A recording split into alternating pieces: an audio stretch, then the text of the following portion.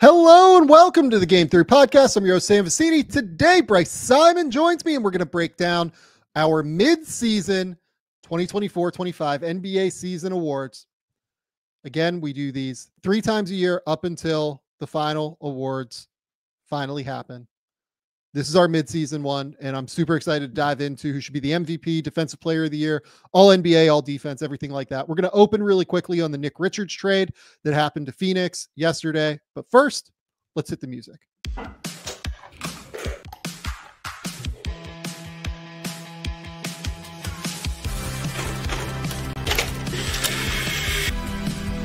do have a timeout. Decide not to use it. Way downtown. Bang!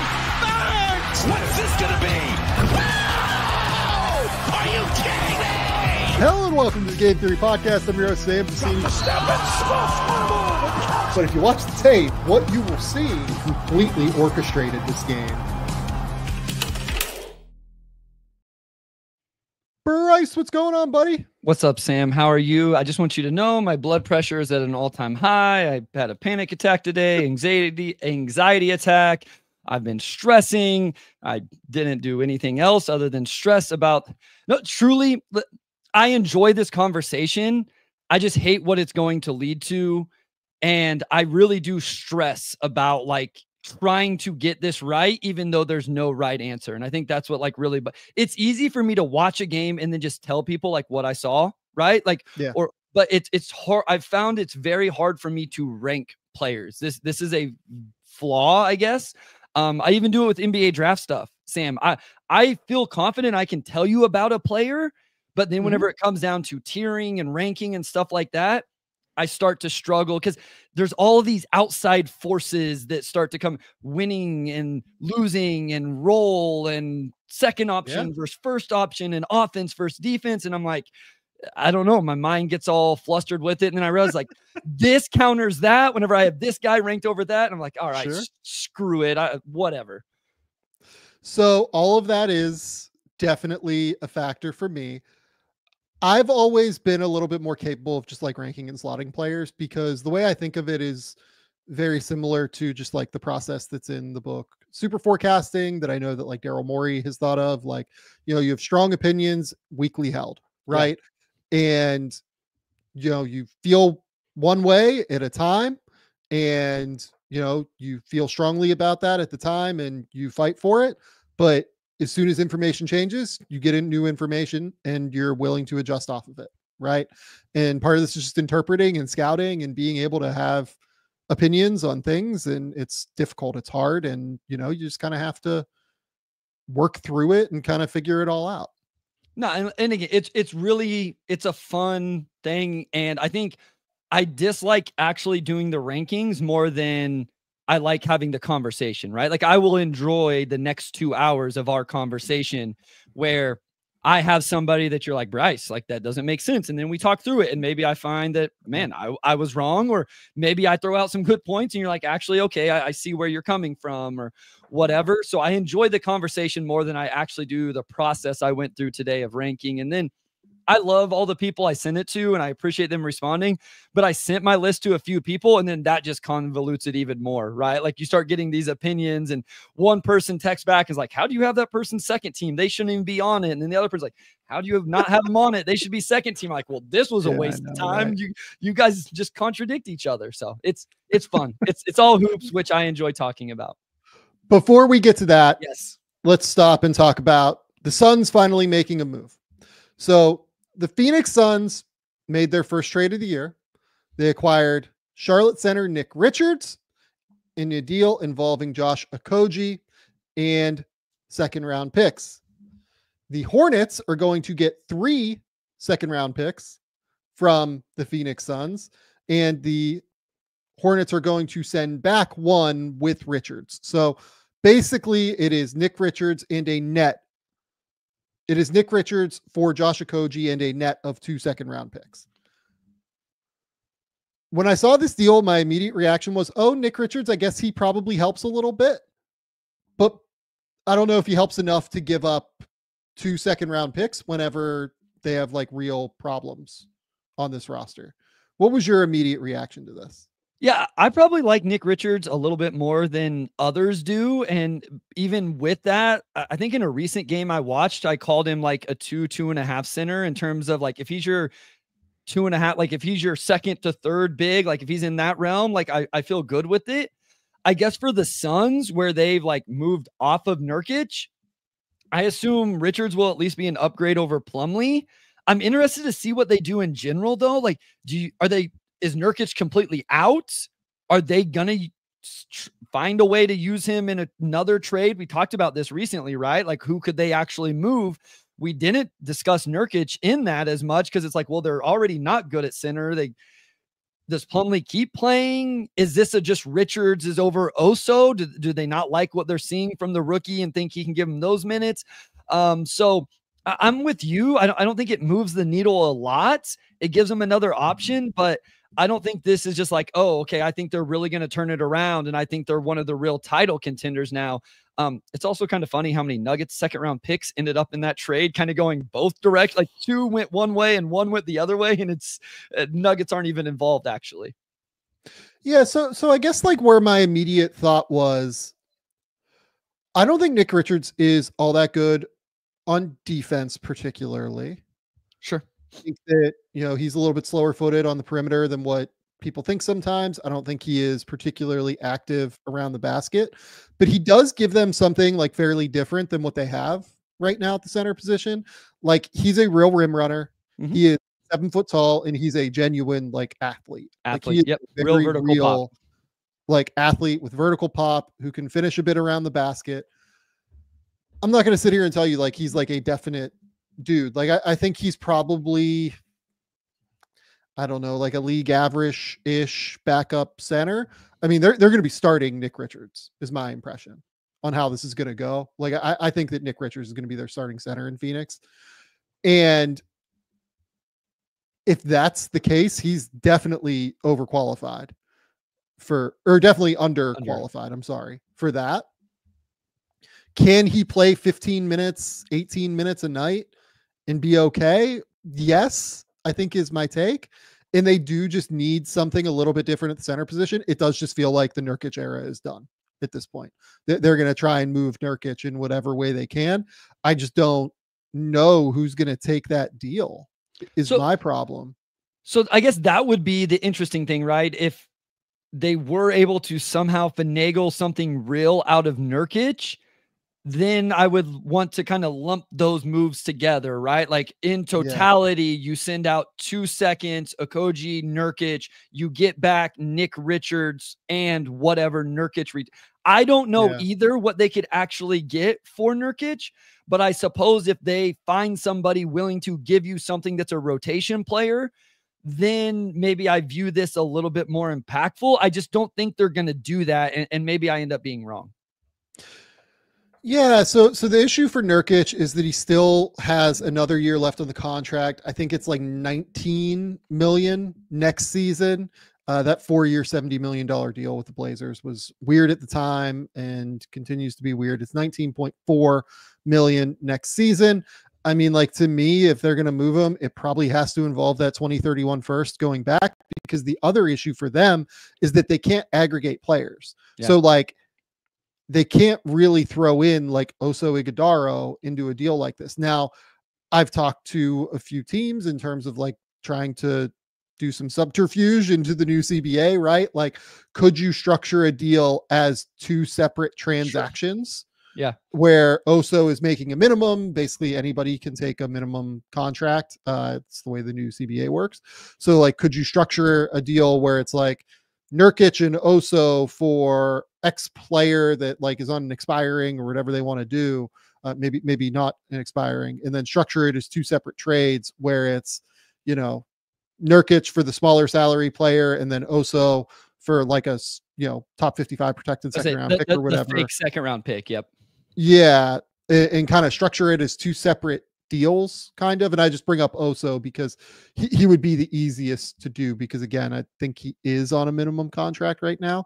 So he's the one that like, it would be a bit simpler to kind of manage going a different direction. I'm not saying that they should want to trade Oso. I think he's been really quite fun this season in all honesty. So I think it's going to be difficult for them to move Nurkic to a different place because just structurally they're so limited in terms of what they are able to bring together in trade talks. Like you can't add Ryan Dunn to a deal basically in order to get Nurkic. Like it'd be quite difficult to do that. Maybe unless the team has a trade exception, you could kind of do that, but they shouldn't want to move Dunn anyway. He's actually like a critical player for them. So look, this is the first of what I think is going to be many moves for Phoenix. They're going to have to figure out how exactly they want to approach this deadline. They're going to figure out how are we able to get Nurkic off this team, because it feels like that's the reality of where this is going at this point. I'm just like truly interested to see where Phoenix goes from here. Richards is fine. Like he's a fine player. I think he is actually an upgrade for them. I don't know that he's enough of an upgrade given that they now only have 1 second-round pick to trade as well. Yeah. And I mean, you have to move Nurkic now. I mean, that's the kind of interesting thing here is, and I guess maybe you lose your leverage either way, but I feel like teams know that. I guess if you did it in the reverse direction, then maybe Charlotte could have held Nick Richards hostage a little bit or something, but like you can't move Nurkic back into the starting lineup and then just have Nick Richards as just your backup. Like, is he that much of an upgrade over Oso where it was worth giving up the seconds plus the coach? Like, you're right. I think this is what it has to be. And whether I agree that this is going to work out or not, I think they put themselves in a position, like you said, you probably start Nick Richards, you bring Oso and Plumlee, the combination, like those three guys together at the center position for 48 minutes, and then hope that you can find something with Nurkic, whether it's what you showed or talked about, or if it's Nurkic and you just go all in with that first round pick. I saw somebody tweet out, like, you can't blame them for not continuing to like go for it here. Even though I don't feel like this is a move that moves the needle a whole lot. Yeah. And someone asked, what's the problem with Nurkic? He is not fast enough to guard and ball screens anymore. I don't think he's particularly active rim protector anymore.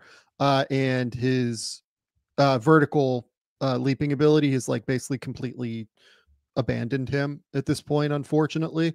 And he's just a really poor finisher around the basket now as well. So that's a real like pronged issue at the center position in the NBA now, unfortunately. Yeah, I mean, we'll see what happens with the Suns. This can't be their last move, I think is, this can't be their last move. Basically, the other guy that we need to bring up here is Grayson Allen as well. Like, to me, where this is going is that they're probably going to have to try and move Allen for a bigger, wing or something like that. Yeah, which we've talked about. And I will point out, I realized we all knew last year was a little bit of an outlier. Like, he wasn't going to shoot 46% from 3 again. He is over 42%, or he's at 42% right now on essentially the same volume. So he is still shooting the ball extremely well this season. And if I'm not mistaken, I think when I looked, the corner threes were just 45% for his career from the corner. So here's the other thing too with Grayson. Grayson dealt with that injury earlier in the year. I can't remember exactly off the top of my head what it was, but if you look at his last 21 games, he's averaging 12 points a game, shooting 48, 45, 85 again. Yeah. Like he's making 45% of his threes on 6 attempts a game. Again, he's one of the best shooters in the league. This contract for Grayson Allen is 100% a fine deal for Grayson. I don't understand why people are like, oh my God, like, wait, why would you want the Grayson deal? It's because he's like a serious dude. Yeah. The first 8 games, to your point here, he shot 32% from 3. And it's like, okay, well, he's going to have one of those real like regression to the mean seasons. And it just hasn't been that way. The larger sample, as he's got his legs under him, shows that he is above 40% from 3 and even better from the corners. Yep, that's right. Okay. Let's get into awards. Oh boy, Bryce. We're going to start with MVP and we'll get into it. I am truly, there were some things I was at a loss for with awards. I thought that there were 4 players for MVP, again, where like you have to have them on the list. Same. I felt actually pretty good about second team All NBA. Interesting. So this is I like after the top 4, I like my next 3, 4 or so. I had a little trouble rounding out my second team. And then I had trouble like in my last couple spots. Like there's guys I'm going to leave off that I hate leaving off. And those are the ones people are going to yell at me about. And I'm like, I understand. Like I will just take it because I moved a couple people out and in throughout the day as I had conversations and thought about things. But I struggled a little bit. Like, do I think this guy's actually second team? Right? Like I felt like he should be all NBA, but it didn't seem quite second team all NBA level. Yeah, fair enough. I ended up with basically, I think, 17 players for all NBA. The other thing that's worth noting here as we get into all NBA. Luka Doncic is out. Yep. He has missed too many games already. I did not list Kevin Durant here. Maybe I did not. I put 31 games as my cap and I just held true to it. And Durant has not played 31 games. Yeah. Franz Wagner, a guy that we had second team all NBA, he is a torn oblique or whatever. He's out of it. Paulo is out of it. John Morant I think John Morant has to play every single game the rest of the year. That's not going to happen. Joel's obviously out. Joel Embiid is out of it. I'm trying to look at anybody else here. I'll throw out a name that I'm going to end up leaving off that I had on last time. Kyrie is right at 31 games, which that was a little bit of a tiebreaker for me as I was trying to decide, like, should I force him on? Should I? Because I love Kyrie. I think he's been really good. And I was like, he's probably going to end up not making the amount of games anyway. So I ended up leaving him off because of that, because he ended up right at 31. Yeah, Kyrie ended up really, really close for me, but I did leave him out. Yeah, I mean, those feel like the big names, right? I mean, Jimmy Butler, obviously, but like Jimmy Butler's a whole other beast that probably shouldn't be considered all NBA. The other name that is worth noting for me, at least, are the other two names, Chet Holmgren, obviously, and Isaiah Hartenstein. Hartenstein has missed 15 so far. He currently has a back injury that's going to cause him to miss a week. So I'm guessing that he's actually going to end up ineligible for all defense as well. Here, yeah. So yeah, like that will affect things on those teams for sure. So I at least wanted to talk through some of the injury guys before we started. And Jalen Suggs, he's at 34 right now. He was another name whenever we're starting talking all defense that is like at least a name to watch with Suggs. Yeah. Okay. Let's get started with MVP. Okay. We will go 5-1 here. Okay. Who did you have at number 5? So this one moved for me today. I started here with or finished here with Victor Wembanyama. I also have Victor Wembanyama at number 5. Why do you have Victor Wembanyama at number 5?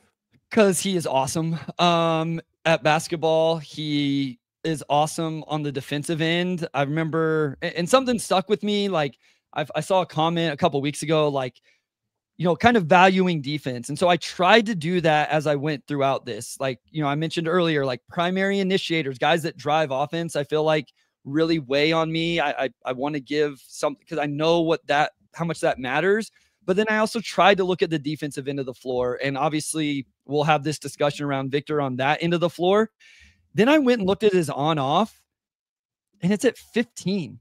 And so like we give, we're going to talk about Jokic and all of these guys on, like he's awesome, not just, but on the court, obviously, but then it falls apart off the floor. And I think initially I didn't have him at 5 because they're right outside the play-in right now.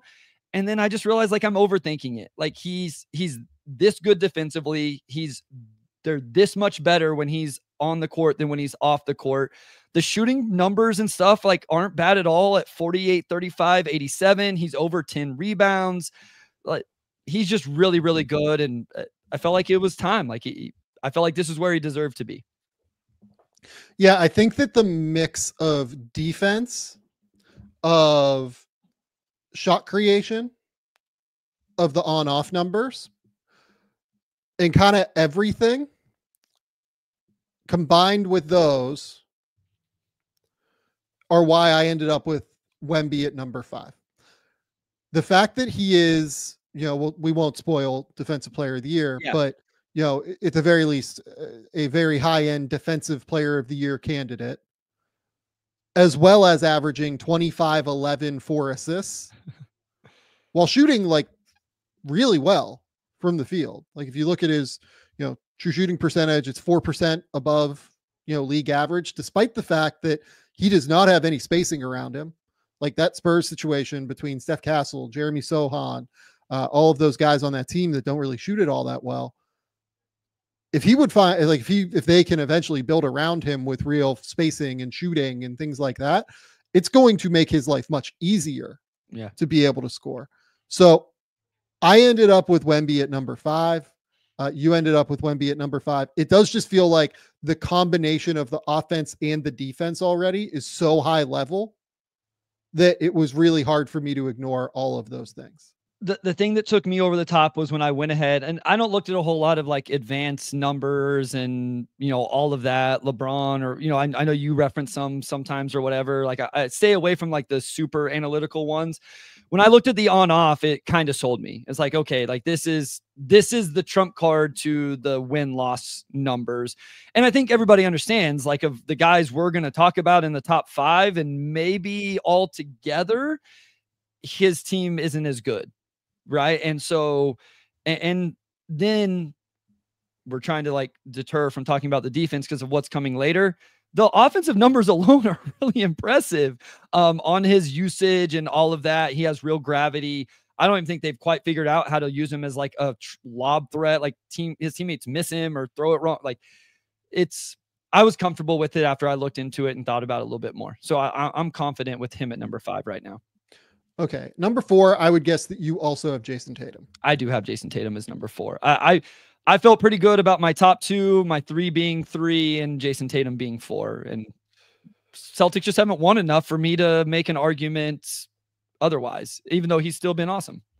Yeah. I don't even know, for me, it's that they haven't won enough. It's just that he's been slightly worse than the other 3 guys that we're going to talk about. Sure. I guess. Okay, so what I meant was his case was always best player on the best team. That's like, and they're not even one of the top 2 teams in the league right now. So while he is awesome, it kind of takes away any sort of trump card for him, where it's like, oh, well, he's this many games better than Giannis, or he's this many games better than Jokic. He doesn't even have that right now. I think that's a fair way to look at it. Right now, Tatum's shooting splits are 46, 36, 80. If you look at his, true shooting percentage, compared to league average, it's about 4% above league average, which is about what Wemby is doing. And, the numbers aren't actually, drastically dissimilar. Tatum's numbers are better. They're not crazy better, I would argue, than what Wemby's are at this point. I do think that Tatum, certainly gets extra credit for leading this excellent Celtics team. They are still the 3rd best team in the league. We just did power rankings earlier this week. I will also say, like, Jaylen Brown is not a player that's on my all NBA teams. He didn't right make now. He didn't make mine. He has not been as good this season as he was last season. Shooting splits are down. Derek White, is a great player, but really I would say Derek has probably been their 2nd best guy this year. I'll hear out Brown, certainly, but like even Derek's shooting percentage in terms of like his overall field goal percentage is actually a little bit down this year. Drew Holiday has started to miss some time here and there. Porzingis has also, missed, 25 games or 22 games, whatever it is this year. So Tatum has had to do more of what he's had to do. Like he's had to carry a bigger portion of the load for the Celtics. So it makes sense that his numbers would be slightly down, in my opinion. But at the end of the day, I still think it is worth recognizing how unbelievable he is overall.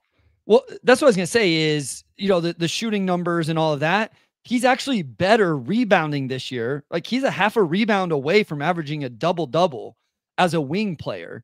And he averages 5.5 assists, which is also a career high for him. Both of those numbers are. So while taking that bigger load in those areas, his shooting is still right about career average. The 3-point shooting's a little bit down, but he's taking insane volume, over 10 a game. So I think that's what I come away the most impressed when I watch Jason Tatum is, yeah, I know he can score. We've seen him average 30 a game for an entire season before. What I like seeing is the way he impacts the game rebounding, the way he impacts the game creating for a team that has all of these guys. And so that's the part of the game I really enjoy. And if you want to say he's actually improved from, and I know we've seen levels of this, but maybe a slight jump, it is that rebound and it is that creation for his teammates. So I felt very comfortable still having him in the top 4 of this ranking, but solidly at number 4 for me. Yeah, I thought he was just very clearly number 4 at the end of the day. Like when I did it, I was just like, this feels like where it is right now. Number 3. I spent the least amount of time with my top 5 than anywhere else. Like all of my frustrations today happened after what we're doing here.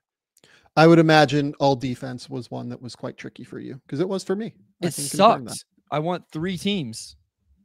Yeah, right. That would actually be smart, I think, giving voters 3 teams for this. Okay. Number 3. Who do you have, Bryce? I have Giannis Antetokounmpo.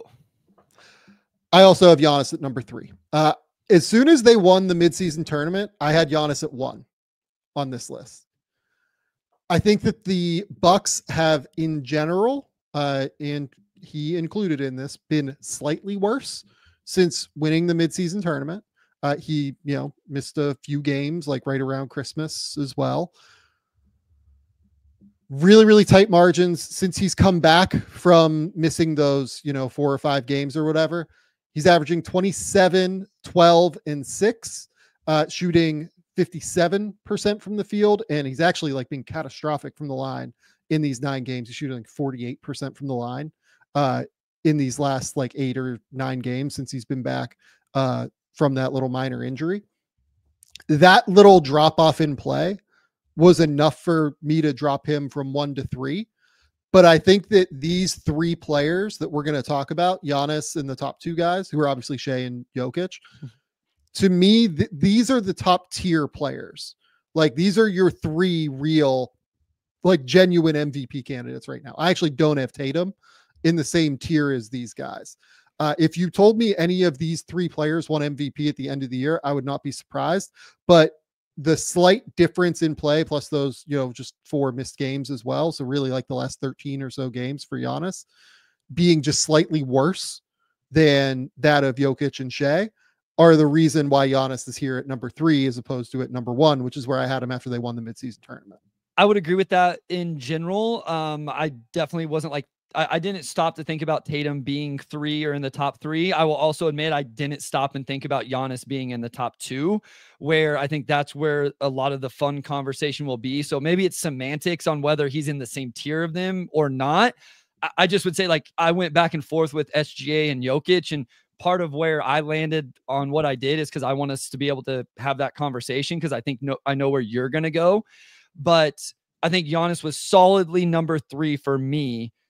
But again, I think Jokic is better than him, and Jokic's team is right around the same record. And then SGA has like the winning and all of that as a kicker there over Giannis. So very solidly have him number 3. If you want to say all the same tier, that's fine. I just would say that I didn't have him really considered, oh, maybe he's number 2 over Jokic, or maybe he's all the way at number 1.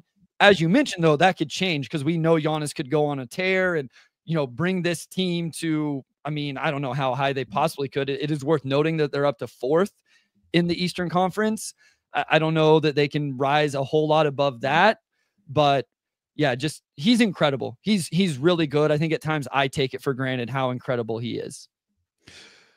Yeah, and he is as dominant, really, as any player in the league. Like he's just so physically powerful and so capable of just blowing through defenses. And also, by the way, I do just want to call this out. Like the Bucks defense has actually been quite good recently, and he's been the biggest part of that. Like honestly, he like just missed all defense for me. Yeah, as well. It's funny you say that because last time I didn't I didn't have to consider a buck, right? Like I didn't have to think about it, and that made it easy. And then all of a sudden this time it's like, oh God, now I got to add Giannis into this equation as well. Like this makes it even harder to make a decision on the top 10. Yeah, like Giannis was like a real consideration for me, all defense wise. He's been excellent defensively over the course of the last, really, I would say like month and a half. They've been really quite good since that terrible start that they had to the season defensively. Ultimately, that terrible start, like over their first like 15 games, where I do think he was a part of that, is why I, knocked him down still. But if he continues this level up, I will have him all defense on the 3/4 mark awards that we do. But like it was still a little bit too much of a percentage of his overall play to where I gave all defense to some other players. But Giannis is very much in that mix right now as well, and it's really worth, I think, pointing that out. Yep. Okay. Been very impactful recently. Number 2, who do you have? So I went Shea just because I thought I knew what you were going to do. And I wanted to like play the other side of the coin. And so Thunder fans, don't hate me. I actually a week ago had decided I was going to do that. And then you mentioned it. So I'll play the other side just for the spirit of the conversation. Okay. So let's start with Jokic and then we'll talk about Shea. Okay. What has impressed you so much about Jokic this year? I mean, look, like Jokic is unbelievable and he's my favorite player to watch in the league, but why Jokic at 1 for you instead of 2?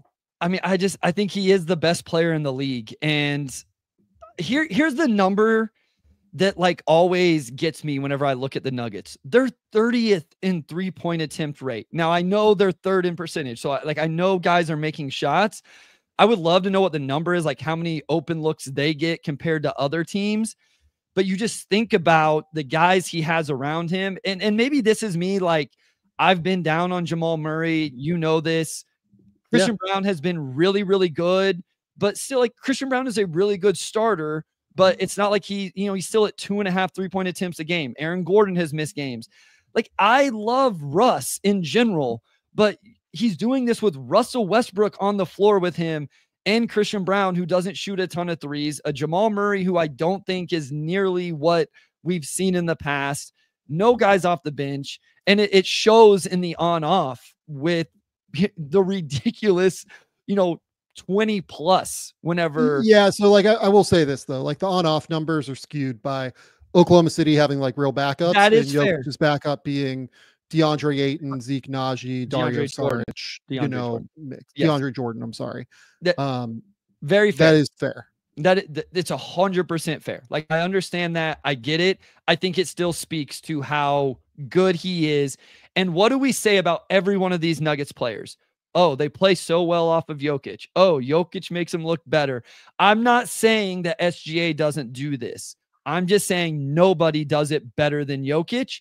And I've mentioned this a couple times recently. Jokic, as a big, is put into actions defensively a lot. And I think because of that, just naturally, his load defensively is more because he's a big. And I think he finds ways to at least not just get cooked all the time. I'm sure if people can show me examples because he's so good with his hand activity and all of those things. So I left Jokic here because I wanted to pitch this side of it because I knew you were going to pitch SGA. So I am going to pitch SGA at number 1. I love it. But let's talk about Jokic first and then kind of move through why I have Shea ahead. So again, if you made me pick one player that I had to have on a playoff team to win a game, I think it probably would be Jokic, in all honesty still, but that's not what this award is, obviously. Jokic is the most, dominant player in the league where you can give him the ball. He can lead the break. He can slice and dice you as a passer and as a playmaker. He is incredible. He is, for my money, the best player in the league. I don't think he's having the best season this year. That's why I went with Shea. But if you made me pick one player that I had to have right now, it would be Jokic. I also think the defense continues to be slightly underrated with him. I love Nikola Jokic. Like I'm not going to sit here and you know, make a bad case against Jokic. If you want to have Jokic at number 1 for MVP right now, he's averaging 31, 13, and 10, shooting 55, 47, 80. And almost 2 steals a game. And it's not like take Like, chance running through passing lane steals. It's like active hands in ball screen coverage type stuff. Did you mention that? Yeah, you mentioned the 3-point percentage. Just wanted to make sure. He's shooting 47% from 3. He's insane. Like, if you want to have Jokic as MVP right now, if you have Giannis as MVP right now, by the way, like, I think he has a slightly worse argument than these two because they are also not great. But I do think that there's at least like a case in there for Giannis. Jokic, like, there's a very genuine case. So that's why for him to be the MVP.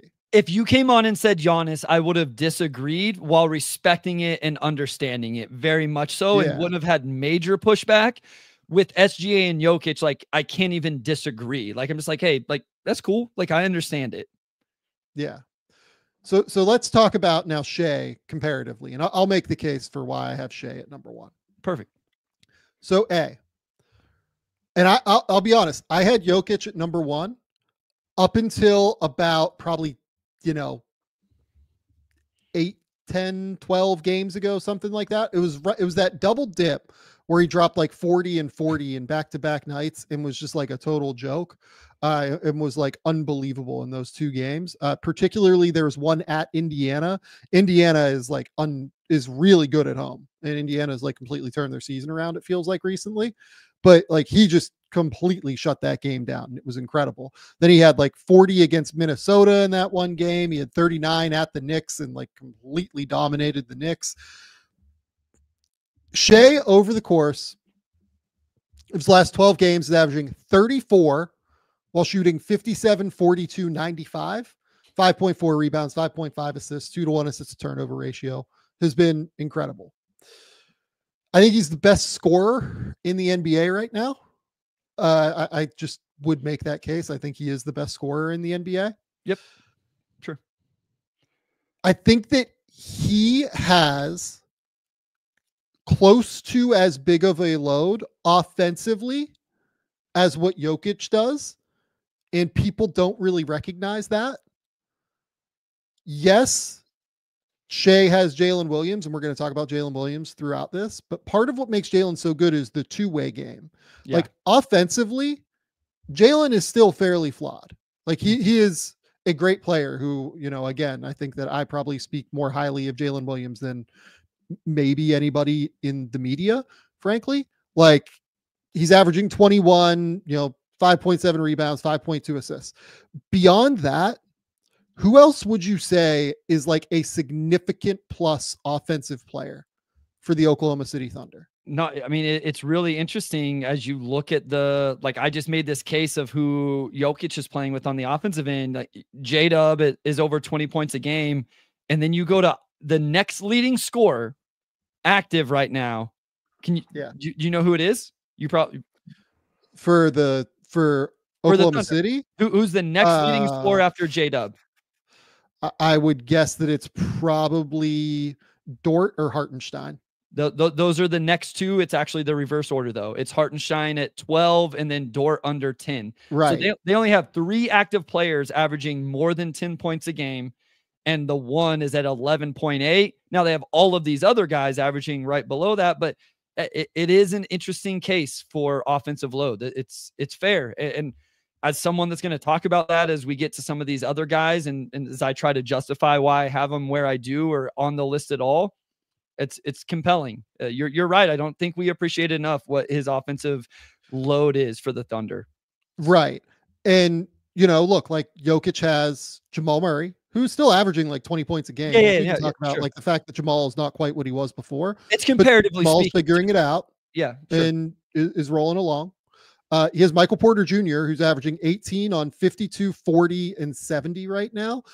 Michael Porter Jr., definitely something in terms of the synergy between him and Jokic is very real, but he's a better player offensively than everybody else other than J-Dub on Oklahoma City, right?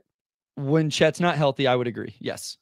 Yeah, totally. But Chet's played 10 games this year. So correct. You can't really even look at that. Agreed.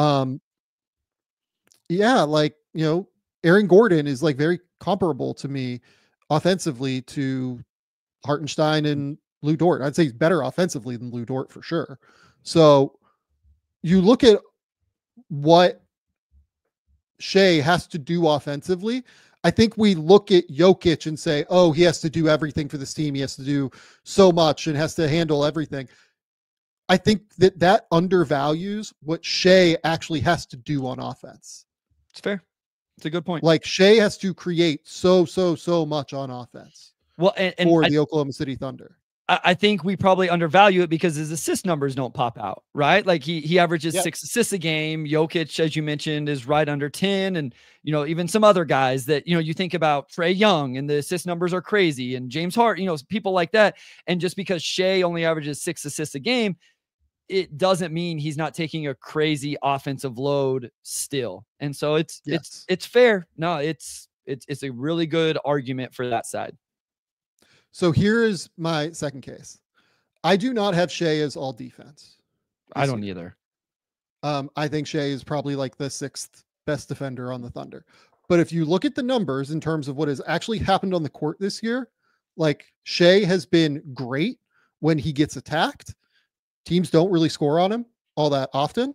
And teams do try to attack him because, are you going to attack Alex Caruso? Are you going to attack Lou Dort? Are you going to attack Cason Wallace? Like, you going to attack J-Dub? Like, who I'll spoil that. Like, I have J-Dub like right on the precipice of all defense. Like, we'll talk through that as we kind of go.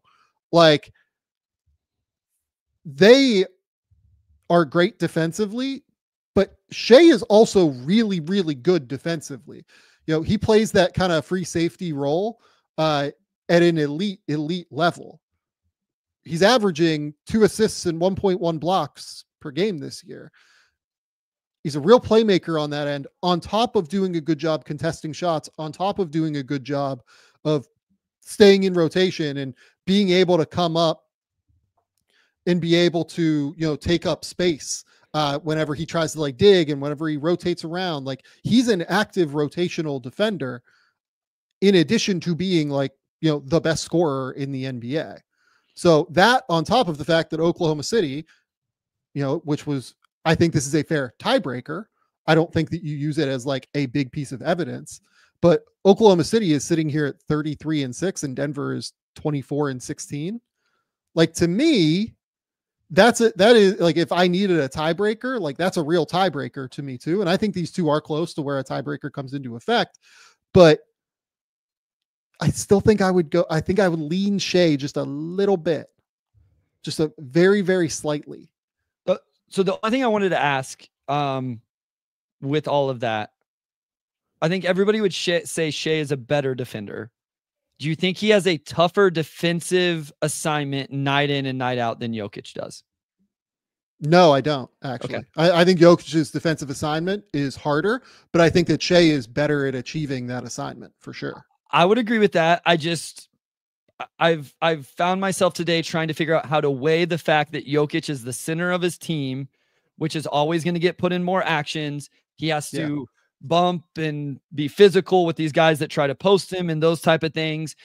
And listen, Shea is awesome at his role defensively. You highlighted it. Teams do try to attack him because like, that's what I would try to do. Like, maybe I can get him in foul trouble if I attack him. Yeah. And like you said, who else am I going to attack anyway? So I'm not saying Shea gets the night off, because that is not true. And I do not believe that. And please don't take this, anybody, as like I'm saying Shea's a bad defender, because that's crazy. I just found myself going, I wonder if Jokic defensive assignment is tougher than Shea's. It was just something that popped. I don't even know what it means. I don't even know if it's where it ranks in the priority of the equation. It was just something I thought about as I was thinking through it. Okay. So that's our first team all NBA. We have the same 5 players for first team all NBA. Yep. Right.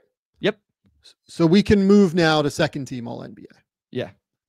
And here's where I want to start the conversation. Okay. I have 6th right now, basically for MVP, Jaren Jackson Jr. Okay. To me, he is closer to first team all NBA than he is third team all NBA this season. He's been awesome for Memphis. He has been the critical guy John Morant has missed 17 games. Desmond Bane's missed 9 games. They've dealt with like all these injuries to Marcus Smart and Luke Kennard, and Vince Williams has missed like the entire season basically. And who's there but Jaren Jackson Jr. missed 2 games throughout the course of the season. He's averaging 23 points, 6.4 rebounds, 2.1 assists, shooting 49, 34, 78. And he's now like a real self-creating offensive force who can take advantage of mismatches. He knocks down threes from the perimeter, and he's a top 3 defensive player of the year candidate. We'll talk about where I have him later on. But I have Jaren Jackson right now at number 6, basically. I think pretty clearly I have like the 5 ahead of him. But like Jaren Jackson Jr. to me is like the no-brainer. There are two, maybe 3 really no-brainer second team all NBA guys. And to me, Jaren Jackson is one of those players. He was one of the easier second team all NBA decisions for me as well, because of what you just outlined in terms of his offensive usage and how good he's been on the offensive end. Like you said, we'll talk about the defense. And so that's like people who are like, oh, Jaren Jackson Jr., you can't yell about defense and us valuing defense and then get mad when Jaren Jackson Jr. is second team all defense and his team's 3rd in the Western Conference. And he's doing, I think the thing that stood out to me, he's leading the Grizzlies in scoring this year at 23 a game. He is 2nd in usage, and it's 3% behind Ja, but then it's almost 6 more than Bane. Like I watched the game the other night. Ja was playing, Sam, and I felt like they were running the offense through Jaren Jackson Jr. And we said it multiple times now. If there was a silver lining to last year, it was that Jaren Jackson Jr. went through a whole season of usage that was probably above his means a little bit, but he went a whole year having to do it. And now he's come back this year better for it, more efficient with it, and he's doing it on both ends. So you talk about two-way impact for a team that's winning. I'm with you. Like he was very much a second team all NBA. I didn't really rank my second team, I guess, like to keep the MVP voting stuff going, but I was not moving him to third team. He was very much a second team guy for me. Yeah, I thought that he was just like a no-brainer of all no-brainers for me on this team. He's been unbelievable this season. Yep. Jaren Jackson Jr. is, so deserving of something like this. Okay. Yep. The next player that I would imagine that you definitely have is Donovan Mitchell. I do. Right. Yep. So I had Donovan Mitchell at 7. Yep. Currently, as I went through and ranked them. And I think that those are really the last 2 spots that I got to ranking, basically. We'll talk about a couple of the next guys here in a second, but Donovan Mitchell this season is, I would say he's been the best player on the Cavs. I would say he's probably the most important player on the Cavs in terms of defensive attention, consistently tied to him all the time. And he is still shooting, 45, 41, 83. He is consistently providing real defensive effort. He's averaging 23 points per game, 4.5 assists versus 2.1 turnovers. So you have a 2-to-1 assist to turnover ratio there.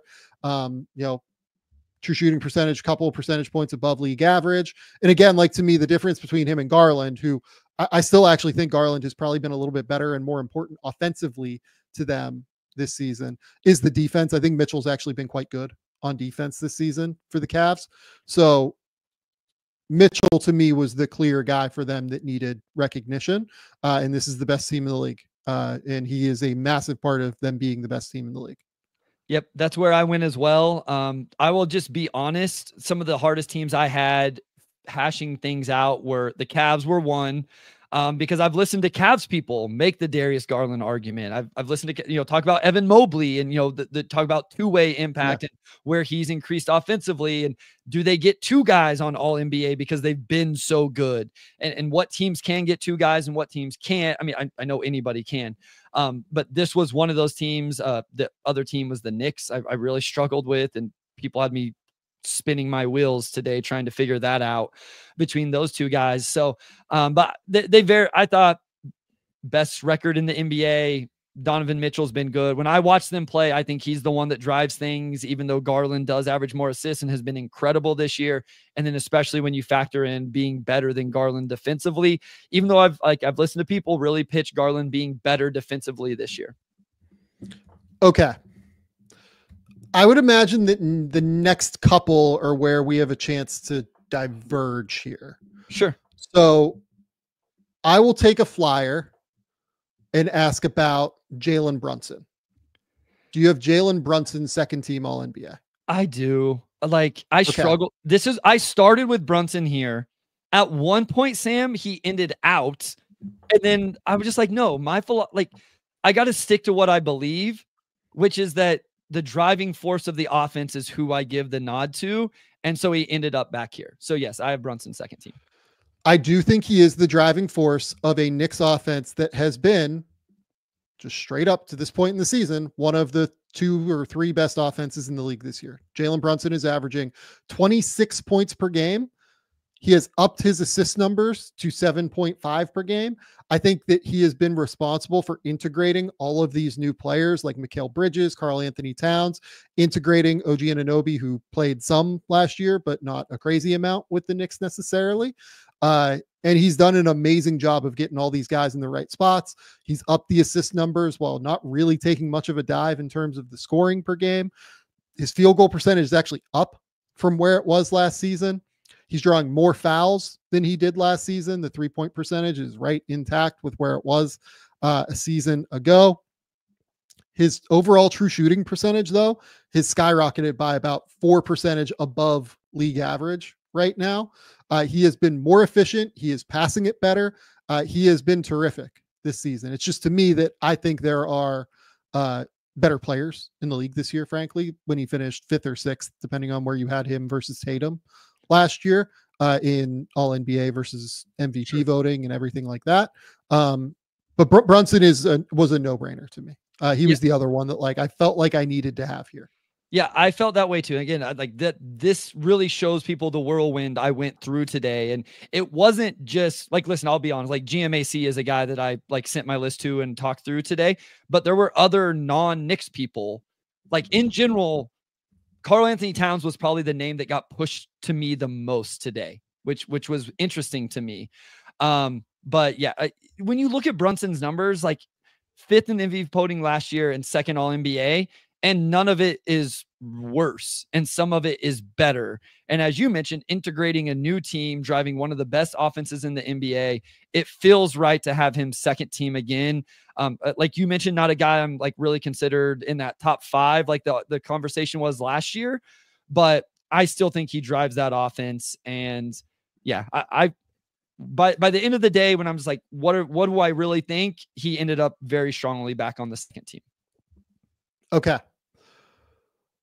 I will give you the next pick. Who did you have? So I would say the next one I was probably confident in was Anthony Davis. Okay. I also have Anthony Davis here. Yeah. Okay. Oh, yeah. So 4 for 4 on second team. Okay. Why Anthony Davis? This makes sense to me, Sam, because honestly, the next one is the one I don't have a lot of confidence in.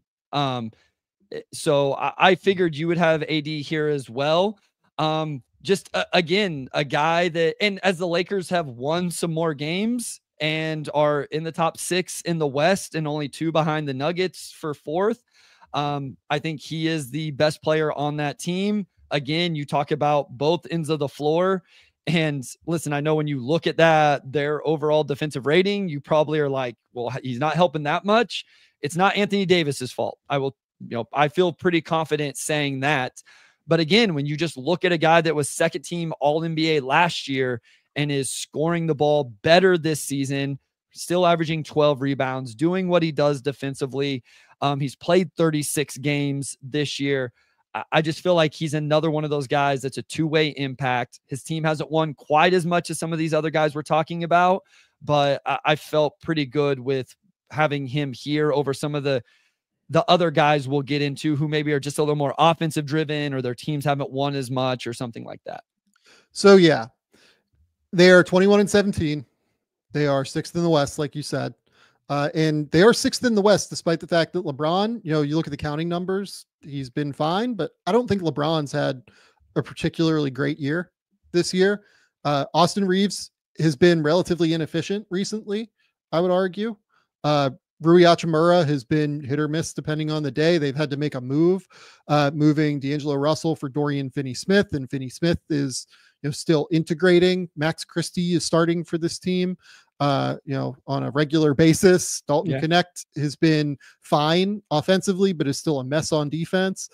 He's kind of the one holding everything up. The fact that they are sixth is a testament to Anthony Davis to me more than anything.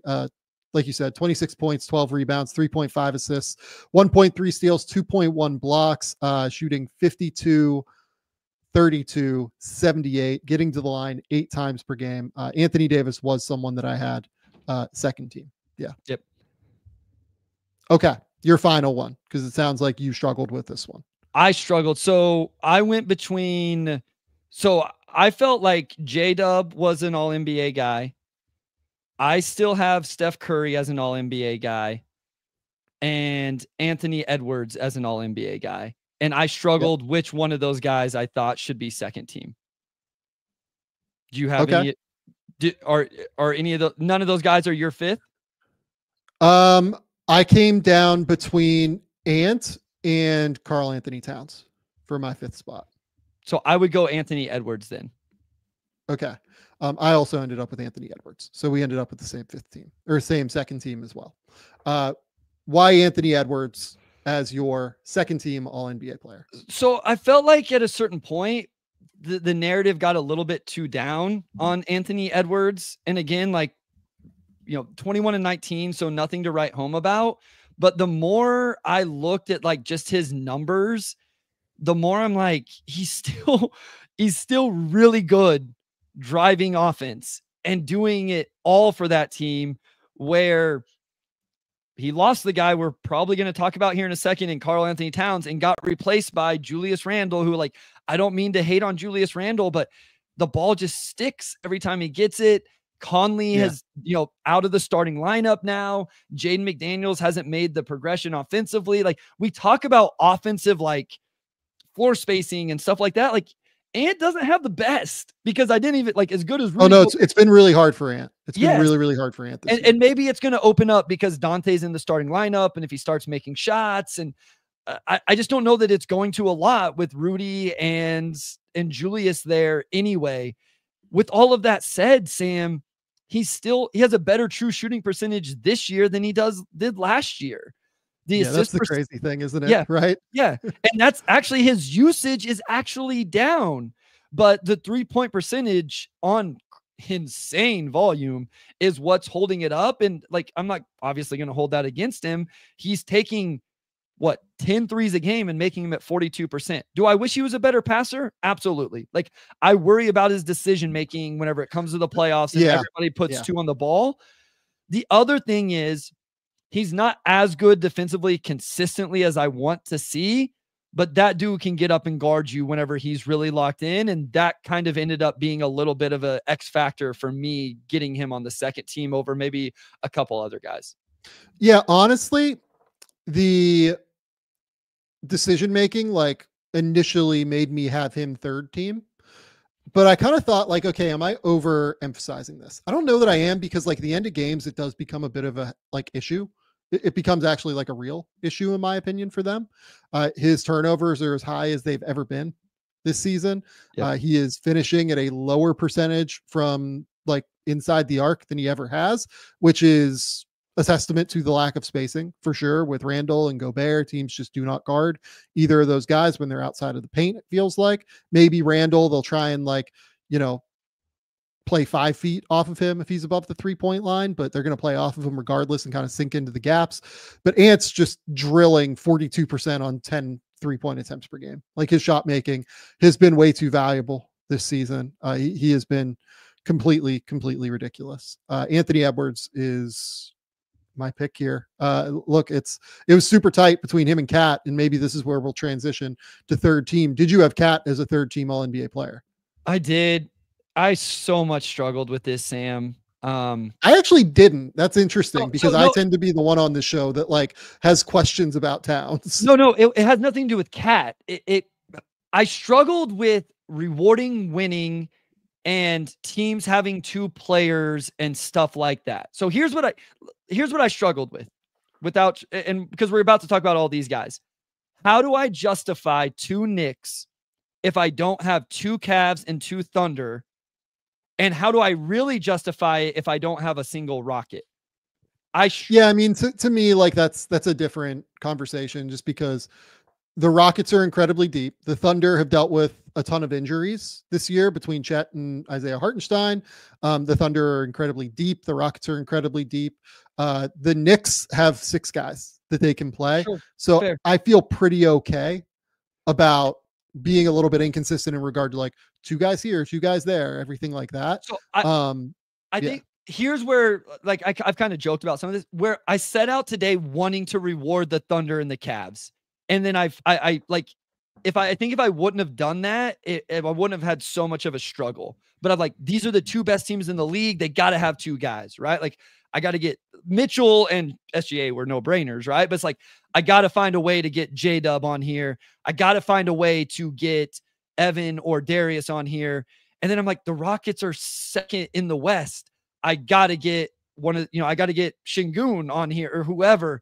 And I finally detached from some of that a little bit, and it made it a little bit easier. So to answer your question, like or to speak to why you were surprised, is that's why I was holding off on Cat, was justifying 2 Knicks. He's been incredible. Like, he's second in the NBA in rebounds. And then the offensive stuff is silly right now. Like, it's unbelievable what it unlocks for that team. Yeah. Okay. So Karl-Anthony Towns right now, by the way, is averaging 25, 14 and 3 assists, shooting 55, 45, 84. Yeah. Good. I mean, look, like, other than Jokic, that is the best offensive season for a center this year by far. This team is awesome, largely because of him and Brunson. Bridges has been up and down to start the year. It's been better recently for sure. Anunoby's been super consistent. Hart has been great this year, but they're getting like nothing from their bench units. The fact that they are this good is really a testament to me to Towns and Brunson. Their fit has been seamless to start the year, and he's been just really, really good. And for what it's worth, if you look at their on-offs, like, his is actually better than Brunson's even, which kind of, I believe that, just because the difference from McBride a lot of the time coming in for Jalen versus Jericho's a little bit different, but he's number 1 on the Knicks and on off. And so, okay. The next player, it sounds like we both have, is Stephen Curry. Yep. I would imagine that weirdly, this is going to be like semi-controversial just because the Warriors have kind of fallen off of a cliff recently. But I mean, Steph is still averaging 23, 5 and 6, shooting 45, 42, 94. He is the engine for everything for them on offense. He has a true shooting percentage, 8% above league average. He has been a total stud this year, I think, on offense. Yeah, this was the one when I referenced earlier. Somebody told me, how can you have him on all NBA? And then the next person texted and said, how can you not have him second team all NBA? This is who I was talking about. Like, people were like, someone was like very adamant, because like, I didn't take him off after they told me that I should take him off. And then they questioned me again on why he was still on there. And here's what I'll point to. I watched a game recently, and I put it in my notes, that just watch a Warriors game and watch how many times Steph Curry gets a teammate open without touching the ball, and tell me he doesn't have a top 5 offensive gravity in the NBA, if not higher. Like, nobody gets more attention than what Steph Curry still gets. And Correct. He can do it from places on the floor that really open up the floor. And you want to talk about, like, he's on the floor with Trace Jackson Davis and Dennis Schroeder, who has not been good since he got to Golden State. Like, catastrophic since he's gotten to Golden State.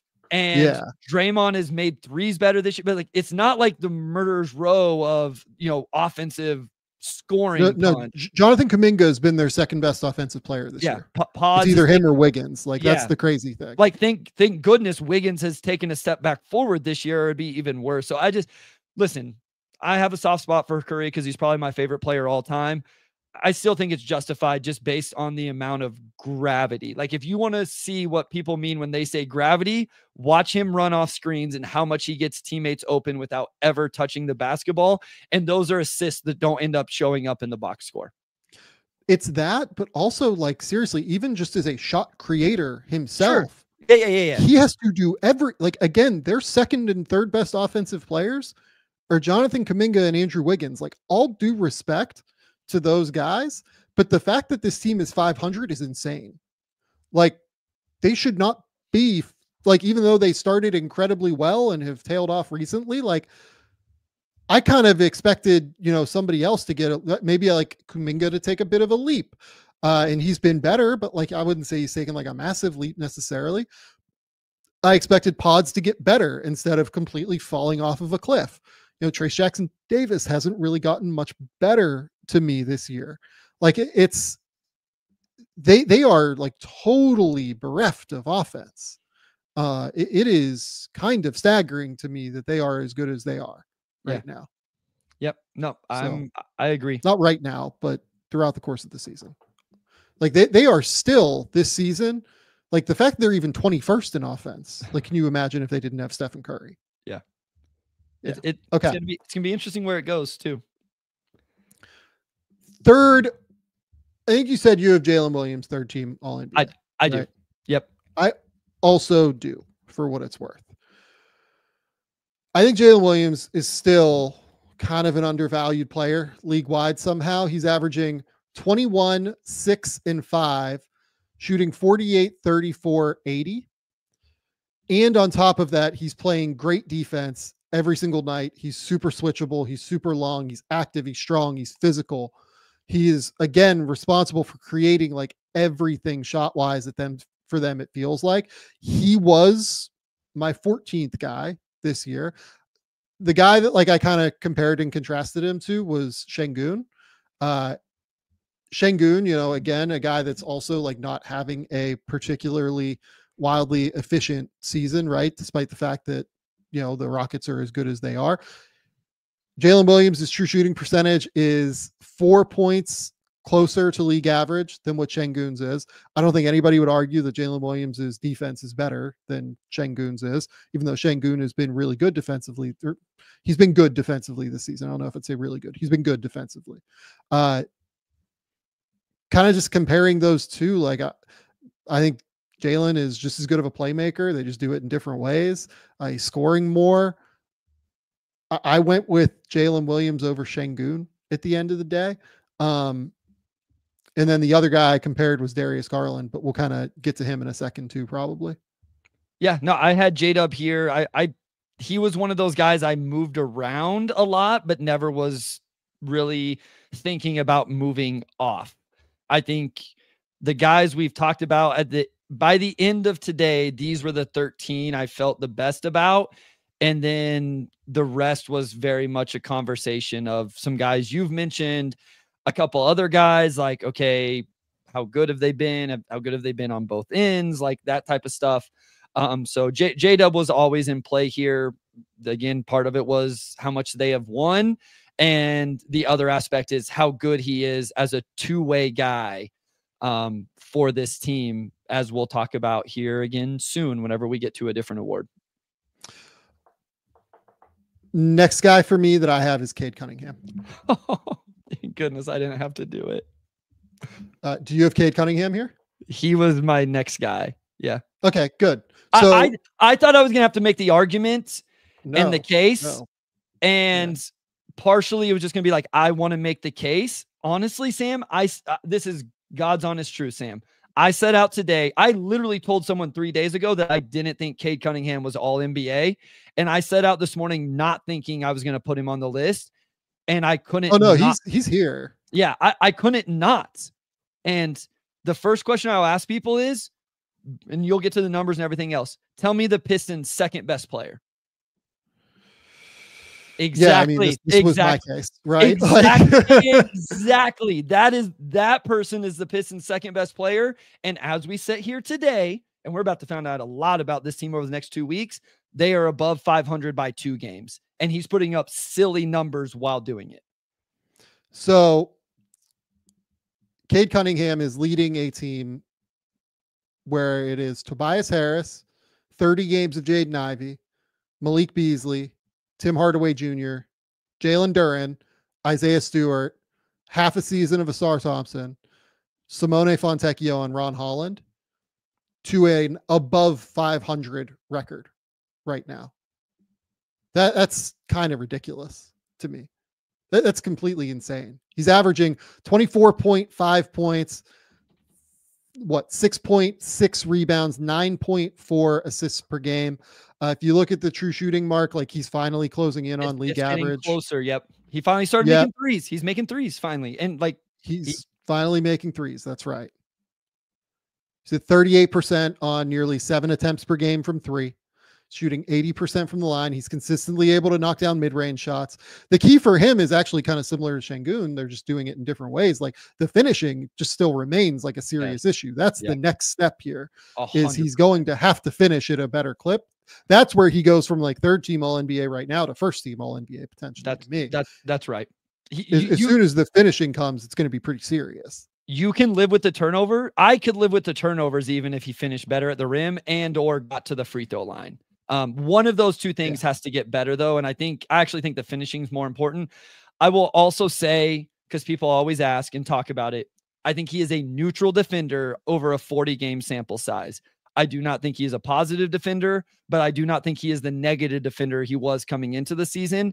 Through the first 15 games, I do think Cade Cunningham was a positive defender, and that has regressed a little bit, but I don't think he's a traffic cone. I don't think he's completely unengaged. He rebounds. I think he is a neutral defender, which with his offensive usage, I think is fine. And honestly, why I gave him the tiebreaker over some other guys who I think maybe you could make a case offensively, but I think he's better than some of those names defensively because he's at least neutral and not a complete negative. Okay. Final spot for all NBA for me. Came down to 3 names. Okay. It was Alperen Şengün. Yep. It was Darius Garland.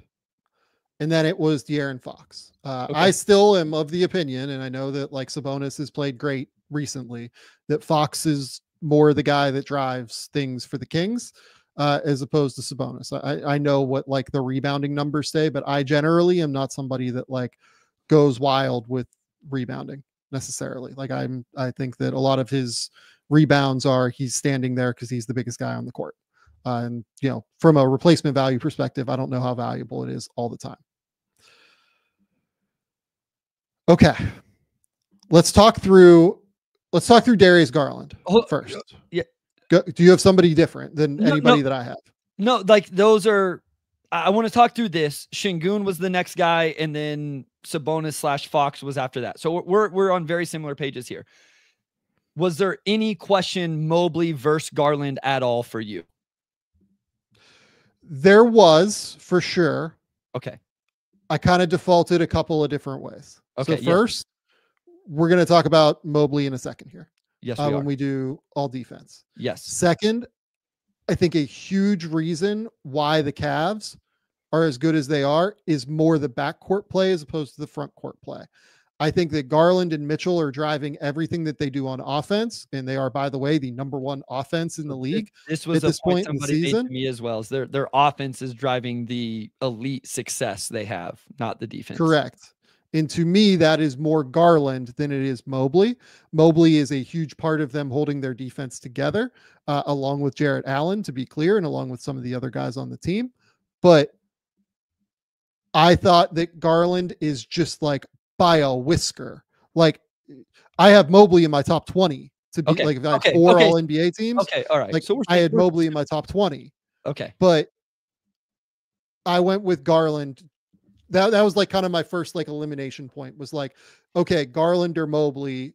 I decided on Garland by a small amount and then brought Garland into the mix with the other players kind of thing. That makes sense. Listen, I said the teams I struggle with, the Knicks, this Cavs situation, and then Şengün and the Rockets. So this was the debate I had as well, was Mobley versus Garland versus Şengün versus Sabonis and Fox, quite honestly. Like you had to do that you did the same thing with the Kings. I just didn't ask you the question, but you naturally had the Sabonis versus Fox conversation before we even got into it. So okay, that works for me to get to Garland versus Şengün versus Fox. Okay. My second point was I went with, I compared the guards and I decided Garland over Fox. Okay. And the big reason for that for me was A, leading the number one offense in the league. B, I do feel like there is a pretty significant difference in terms of their playmaking and decision-making and passing. And C, I feel like Garland's shot making this year, particularly where he's dropping like 42% from three, whereas Fox is at like 32% from three right now. And, I don't mean to like crush De'Aaron Fox here necessarily for this. He's been, a really solid player this year who is right around league average as an overall shooter in terms of efficiency. Garland to this point is like 10% above league average in terms of true shooting percentage, on top of being a better passer and playmaker while playing for a better team. Yeah. I felt like Garland over Fox was the right call. I would agree. Next, Garland or Şengün. This was 15 and 16 for me. I feel like Garland is having a better year than Şengün at this point. Yeah. I left Şengün off as well. And I feel bad about it. I did as well. Listen, of all the things I've talked about struggling with today, this was the hardest one. And eventually I just had to say to myself, who do I think is the better player? And that's where I went, and hope that Rockets fans and whatever realize it's actually a compliment to their depth and the overall talent on the team. But this is also where I ended up. I pretty much ended up, do I want it to be Evan Mobley or Darius Garland is where I ended with this one. Yeah. With the Rockets. So Şengün to me has been their best player this year. Jalen Green has been good for 15-ish games now or so. He's on one of those years right now. Absolutely excellent. He did not start the season well enough to be remotely in this conversation. I agree. Fred VanVleet has been better recently as a scorer in terms of scoring efficiency, it feels like, now that Jalen has been able to take on more attention from defenses, which allows Fred to be able to kind of run off of actions and get easier shots, in my opinion. I think Amen Thompson has kind of helped them really, take a jump as well with his ability to create transition opportunities, with his ability to drive defensive play. By the way, just did a video on Amen Thompson for the YouTube channel, Game Theory Podcast with Sam Vecenie. If you're listening, to me, Amen has been unbelievable, and I wanted to break that down for sure. Then on top of it, you have 24 games of Tari and 21 games of Cam Whitmore. All of those guys have been amazing. They have 8 guys averaging in double figures right now. Dillon Brooks's defense has been really, really high level. The shooting, he knocks down threes, but he makes some bad decisions as a shooter.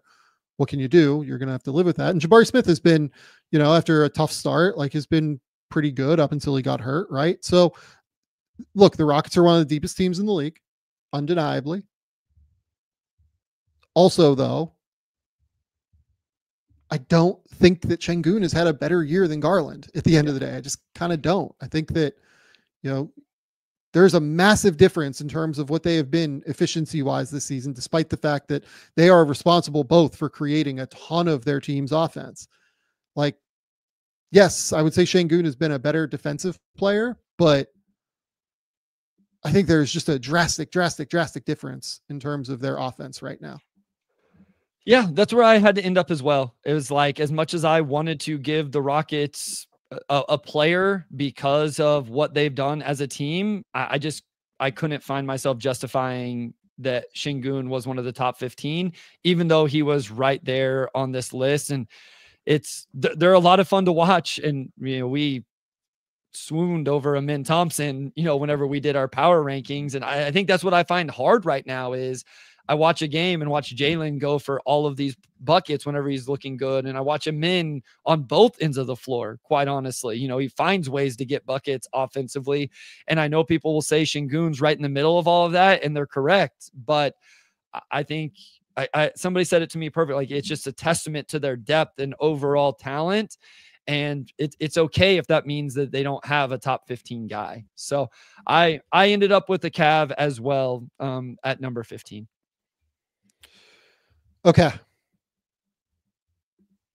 Next up, Defensive Player of the Year. Who did you have at number 3? Amin Thompson, as we're talking about the Rockets, I guess. I also have Amin Thompson at number 3.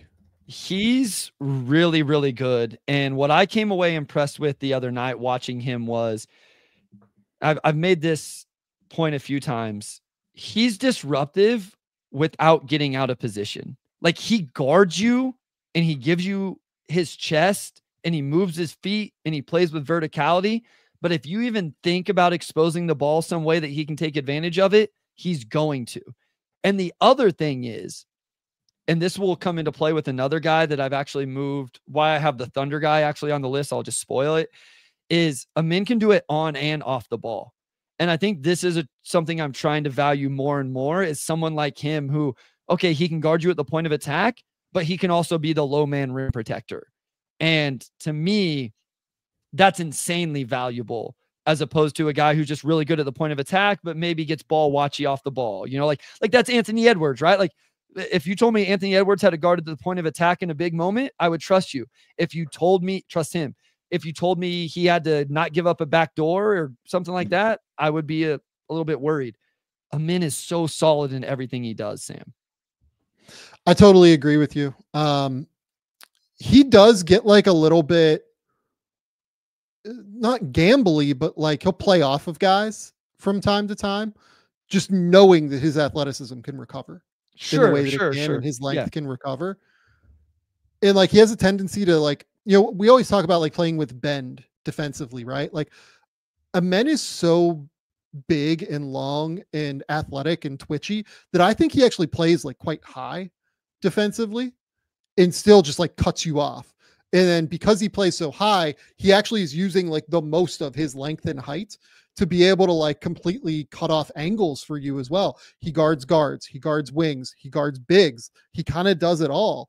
He is as fantastic a perimeter defender and as well-rounded a perimeter defender, especially when you consider what you said in terms of the ability to gamble for steals, the ability to poke the ball away, the ability to protect the weak side of the rim.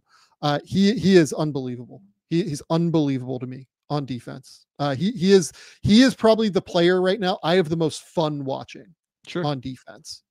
Well, and listen, like all around for me, like we don't need to talk about his offense, but I enjoy watching him offensively too because of the versatility. But yeah, listen, the first time we did this, I wanted to throw a bone to Dillon Brooks because like I watch him disrupt and be physical and all of that.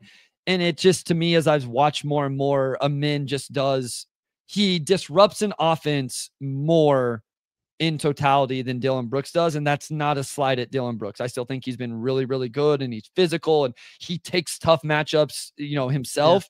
Yeah. I just think Amin all around. And that's why I ended up 3 for me. Yep. Okay. Number 2. I had Jaren Jackson Jr. here at number 2.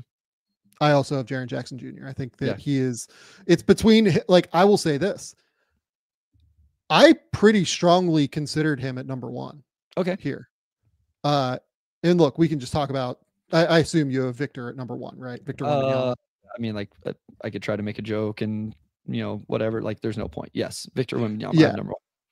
So I think Jaren Jackson has been unbelievable. I think Jaren Jackson is, for instance, in that Rockets game against Memphis, like he was guarding Amin Thompson, like a lot of the time. And it was fun to watch because a lot of the time, like the Rockets would play Amin on the ball in order to take Jaren, like kind of off of that, crazy wing, like help like havoc wreaking, player. And then on top of it, sorry, I just got a message. I'll share it maybe at the end.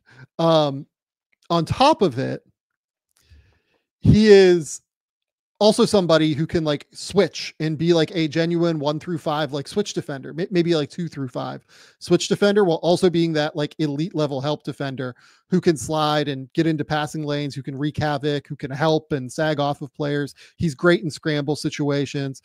He is utterly elite to me on the defensive end. And again, a huge reason why Memphis currently has the number 5 defense in the league.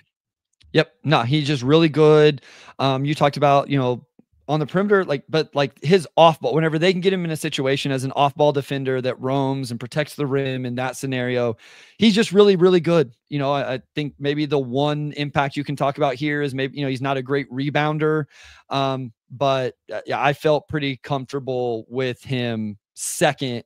And as you mentioned, this is one where defensive rating did, I tried to take it into account. And so with them having a top 5 defense, that really stood out. Number 1 being Victor. Okay. Yep. There is just not a guy who impacts the game in the way that the Spurs can defend quite like Victor does. So they are 19-20 right now. They have the 13th best defense in the league. When Victor is on the court, they have like a 110 defensive rating, which is just, really, really high. It's, probably I would guess like 6th or so in the league when he's on the court, but when he's off the court, it drops like to 119 or something like completely insane.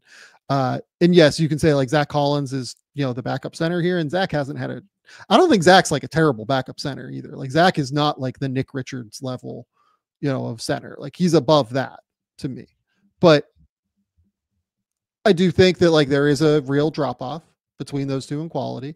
And you can just see like teams attack the rim more. It feels like to me, teams genuinely like when Victor is in, they don't attack the rim. And what that does is it allows San Antonio just to be aggressive. Like they can get super hyper aggressive at the point of attack with guys like Sohan, guys like Seth Castle, right? Like those guys can really, really play tight. And I think that Chris Paul and Victor have had like a really good synergy defensively in terms of the ability to be able to, get through screens and communicate their way through screens. Victor is just inevitable on some level defensively, it feels like, and he can kind of switch as well a little bit. Here's what it is for me with Victor. This is how I know he's elite is I watch Victor play and he doesn't always value the right positioning the way I would want a big to do it. Like if you follow the Substack, I will critique like Jalen Duren getting his hips turned and ball screen defense and stuff like that. Like really go after it. Yeah. No. I'm just using it as an example where like I attack that. Victor does that too. But you know what, Sam? It doesn't matter because he's 7'5" and can flip his hips and cover ground and recover and all of that. And I guess that's my point is I watch him and I'm like, none of it matters because he can recover, because he covers so much ground, because he has such great length, because he has timing, all of this stuff. Like he's still so impactful, and the block numbers are silly. And think about how many times guys don't shoot because he's there. Correct. That's the bigger number to me. Yeah. Here. He's changing the equation. It's why another French big man is going to be on my list, because no matter what the numbers say, he changes the equation for people. And it's just how many guys actually do that? Like that would be an interesting conversation. How many guys really, really, as I watch the NBA more and more, when I watch a team defensively, I make notes on this all the time. Does the defense change the offense? Do they make them work? Do they make them think? Do they disrupt them in any way, either with physicality, in passing lanes? Do they scout the shit out of them so they know what pass is coming and are able to take that away? Or do they have guys at the rim that change the decision-making around the rim? And I don't know that anybody does it more than Victor. I totally agree with you. And the funnier thing about Victor is he's far from a perfect positional defender. Like he will get turned in ball screens. Yeah. He will completely lose track of guys at times in scramble situations. It's almost frustrating to watch at times, but he can get away with it a lot as well. But it does burn him sometimes. It burns him sometimes, but then the other times, his margin for error is just so large. Yeah. He can make those mistakes and then reactively recover using his length and just be so massive. Like his coordination and balance is like his superpower to me at that size. I mean, it's just so different than anything we've ever seen. It's really just kind of unbelievable. Okay. So all defense, we have those three guys on all defense. My fourth guy was Evan Mobley. Yeah, same. Okay. What have you liked about Mobley on defense this year? Yeah, I mean, it's some of the same stuff, right? Like he gets to play as that off-ball guy whenever he's playing on the court with Jarrett Allen, and so he can protect the rim and do those things. And then, we saw it last year in the playoffs with him, where in the non-Allen minutes, then he's able to, be that, strictly point of attack defender. So I just think this is another one where the Cavs top 8 defensive rating in the NBA. We talked about Mitchell being better defensively. We talked about Garland on the defensive end. Like this is a lot of Evan Mobley, of course, like you said, Jarrett Allen, but to me, he is the anchor of this defense in totality, whether it's the off-ball playmaking and some of that, or even being the primary point of attack defensive guy when Allen's off the court. Yeah, I used to think it actually was Allen up until this year. But this year, like Mobley, it feels like has taken a bigger jump in that respect. His ability to, like you said, switch and be incredibly solid positionally defensively as well in those switch situations. That's kind of hard to say. Switch situations. Then also on that side of the court, be incredibly impactful and help. They can use them. If another team has a lacking offensive player, they will stick him on that player and just have him roll around and be able to create all sort of havoc that way. His rim protection is very, very real, as you mentioned. He's just an elite overall defender. Look, those four to me were just like the clear, obvious four you have to have on a first team all defense right now. I will listen to many cases for the fifth player for first team all defense.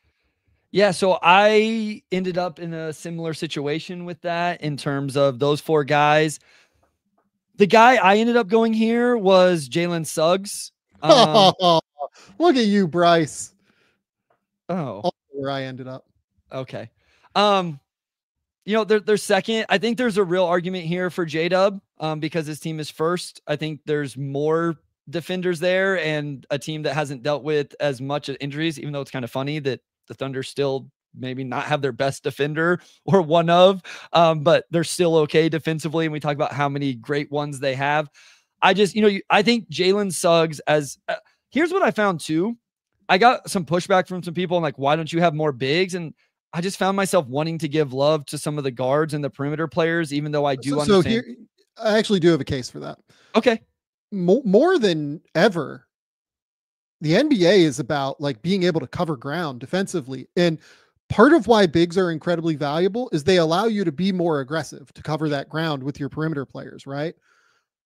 But also like rewarding the perimeter players that cover the ground defensively and are able to guard on the ball in today's era where you have these incredibly heliocentric guards and in this era where 3-point shooting is as important as ever.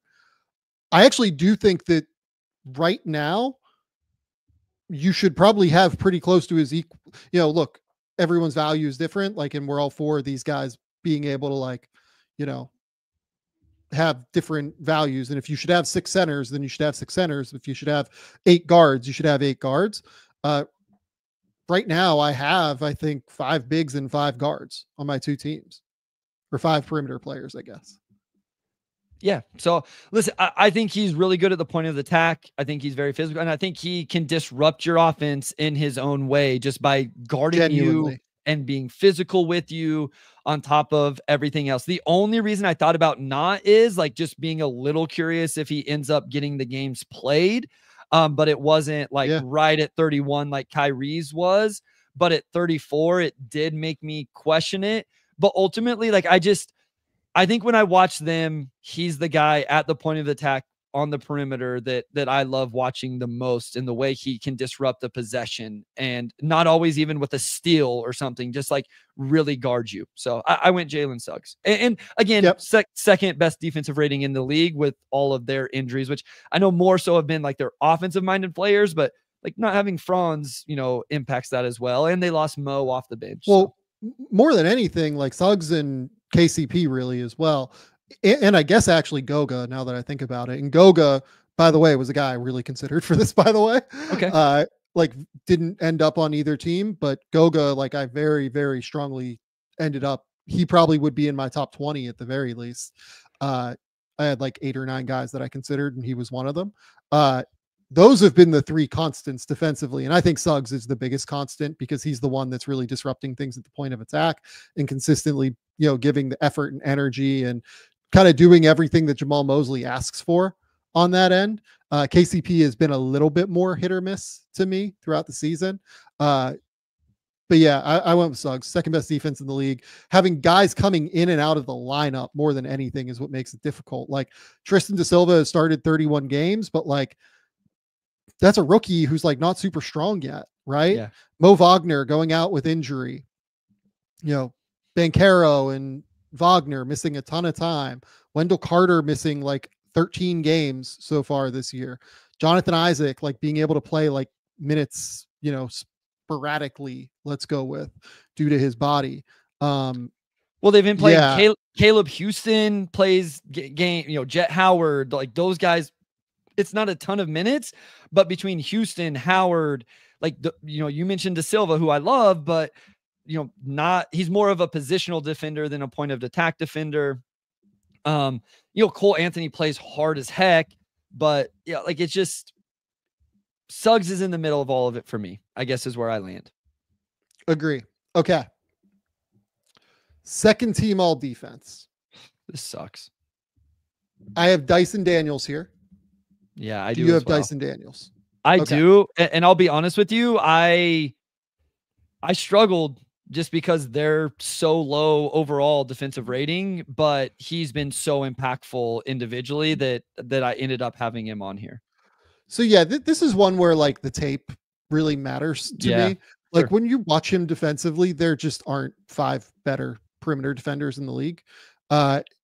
He's one where like if you weirdly like look at the numbers, they are drastically better with him off of the court defensively than when he's on the court. They are like 5 points worse per 100 when he's on the court versus when he's off the court defensively. And then it's not even like a Trae Young factor, because when Trae is off the court and he's on the court, they actually have a higher defensive rating, bizarrely. So I don't think Dyson Daniels is like a perfect defender by any stretch of the imagination. I think that like there are times where he gambles and there are times where he gets lost, but man, you watch him just like lock on to somebody and make their life miserable on the ball. And then you lock in and watch him just like be incredibly disruptive in passing lanes. There's just so much that he does on defense to where I couldn't leave him off of this thing. Yeah. I think one of my questions with him was like, just like true point of attack, solid. And this probably is what leaves him off like first team consideration for me, is like, I don't know that I think a lot of it is the disruption. But he is taking really tough matchups every night between, Cade and then Brunson and then Anthony Edwards and all of that. And he's the guy that's going to have to do that, but he's disruptive while he does it. And then also he, like you said, he takes chances, but he can be disruptive off the ball while guarding those guys. So I still ended up with him on here. I did struggle just a touch with it because of the numbers there, but I don't love defensive numbers in general. Like, although defensive ratings kind of cut and dry, but for an individual thing, it's a little bit tougher. So yeah, no, I agree. It sounds like you had Rudy Gobert on your list too. I did. Yep. I also have Rudy, so we can talk about him now. Why did you have Rudy? We did not have him on the quarter awards, by the way, because they had been quite bad defensively, but they have been much better recently. Yeah, a top 7 defense for the entire year. So like whenever you look at 40 games or whatever they've played, every team is a little bit different. And as I mentioned earlier, like he changes the equation for offensive players in a way that not a ton of guys do. It's not a loaded defensive team with Julius Randle, playing at the 4. Again, we've Conley in and out of the lineup. DiVincenzo's there now. Like DiVincenzo plays hard. Anthony Edwards, it comes and goes. Obviously, Jaden McDaniels is still really good, but I just think whenever you're talking about anchor of a defense and changing an offense's shot diet and where they're going to get shots and their decisions, he's still there for me. So I went with Rudy as a second team guy. Do you know what the crazy thing is? In the last 15 games, do you know what Minnesota's defensive rating is? So for the year, it's 110. It's got to be better than that, I would assume. So 105? It's not. It's 115.6. They've actually been quite a bit worse defensively recently. They had that like awesome like middle stretch there where they were like really, really good defensively.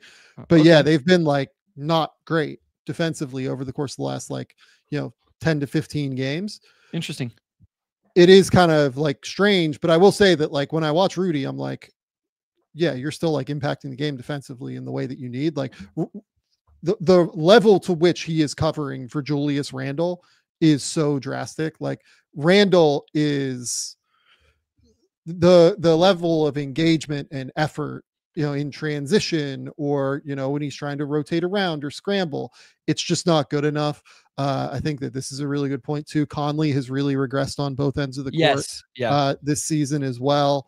And like gets lost off the ball a decent amount. The fact that they are still as good as they are defensively, 6th in the league, it is a big testament to what Rudy Gobert can do. Yep. Nope. I agree. Okay. So the next guys I want to talk about are the Thunder guys, because we have to have Thunder guys on this team. Yep.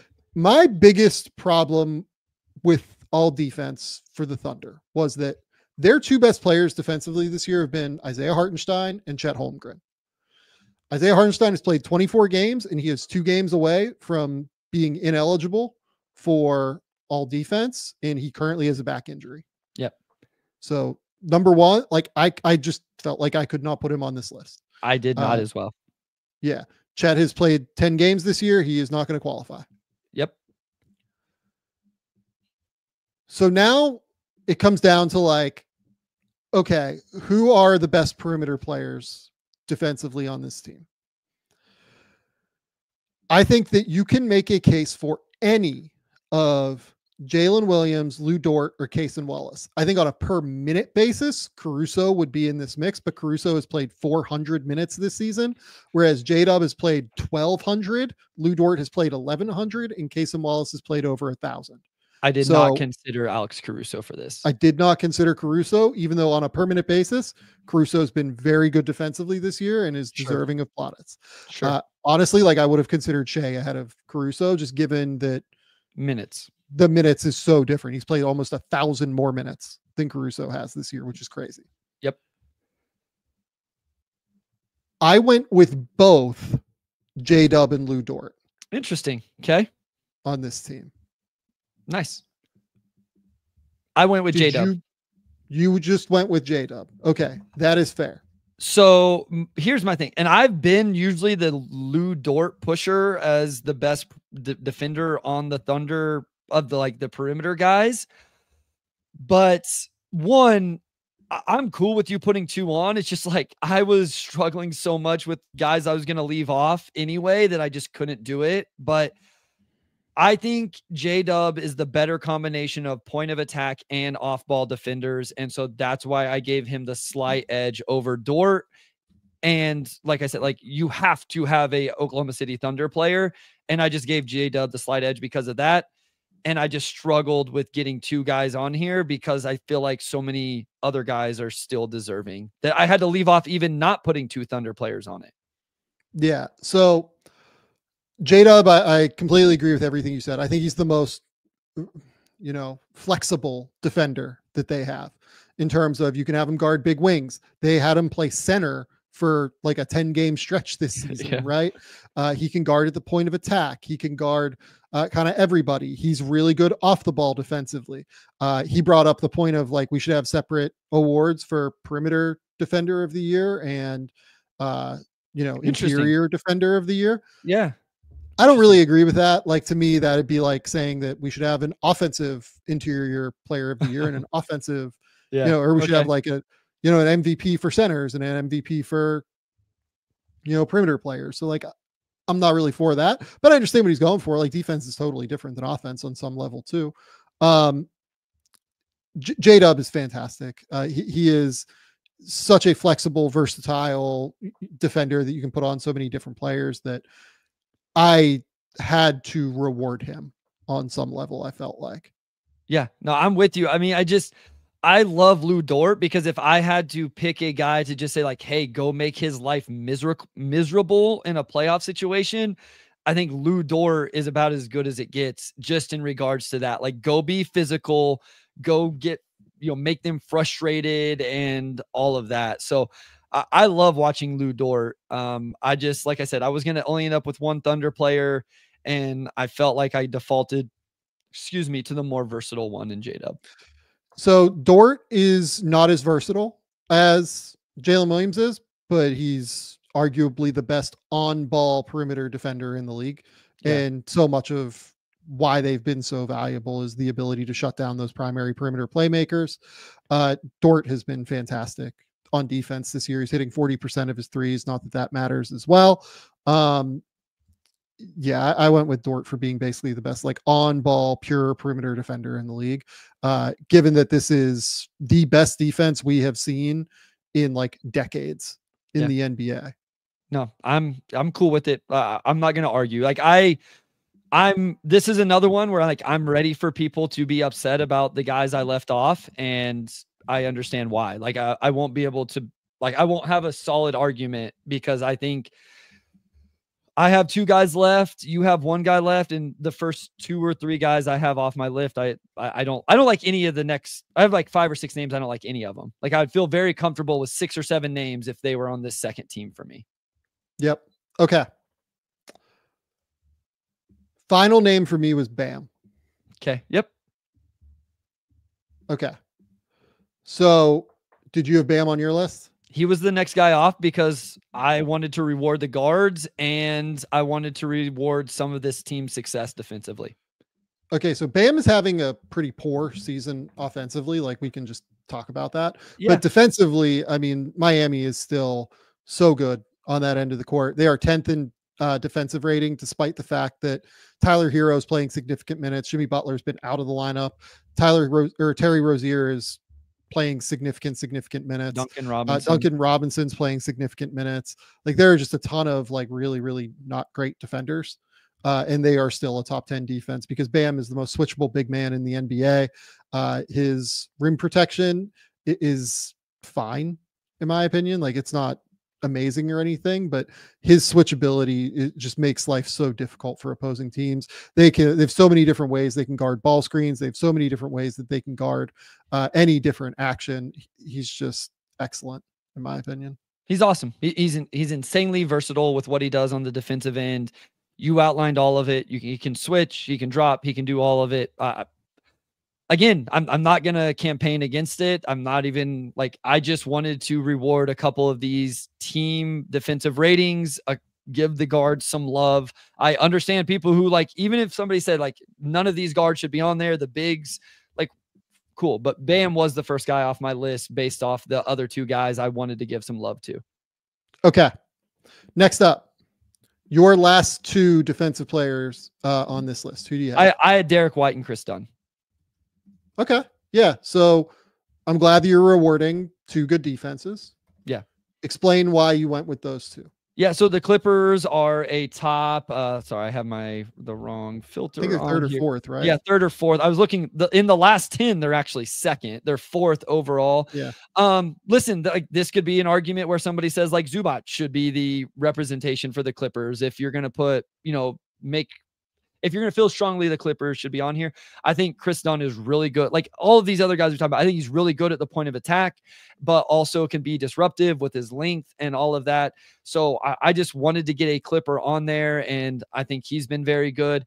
And then the Celtics have still been good defensively. And listen, nobody blocks shots better than Derek White. And lots of times I've pushed for Drew Holiday, but I feel like what I've watched this year, Derek has been the more impactful defender overall. I agree with And you. so, yeah. And so Drew used to trump that a little bit for me with the matchup versatility. Maybe I just haven't keyed in on it as much, but Derek's the guy I gave the love to here for the Celtics, who will also top 6 in defensive rating this season. Yeah, I think Chris Dunn's the best individual defender on the Clippers, so I don't really have an issue with you going with Dunn over Zubats. I think it's close. Like, you could make a case either way, but Sure. I do think Dunn is a little bit better. And then Derek White's been great defensively too. Yeah, you're not going to hear me argue against that. Yeah, So he's been terrific. He was in my top 20. So yeah, the rest of my list, I still the Warriors are trending the wrong direction defensively, but I had Draymond. This AD. is probably where I crushed the Warriors a little bit.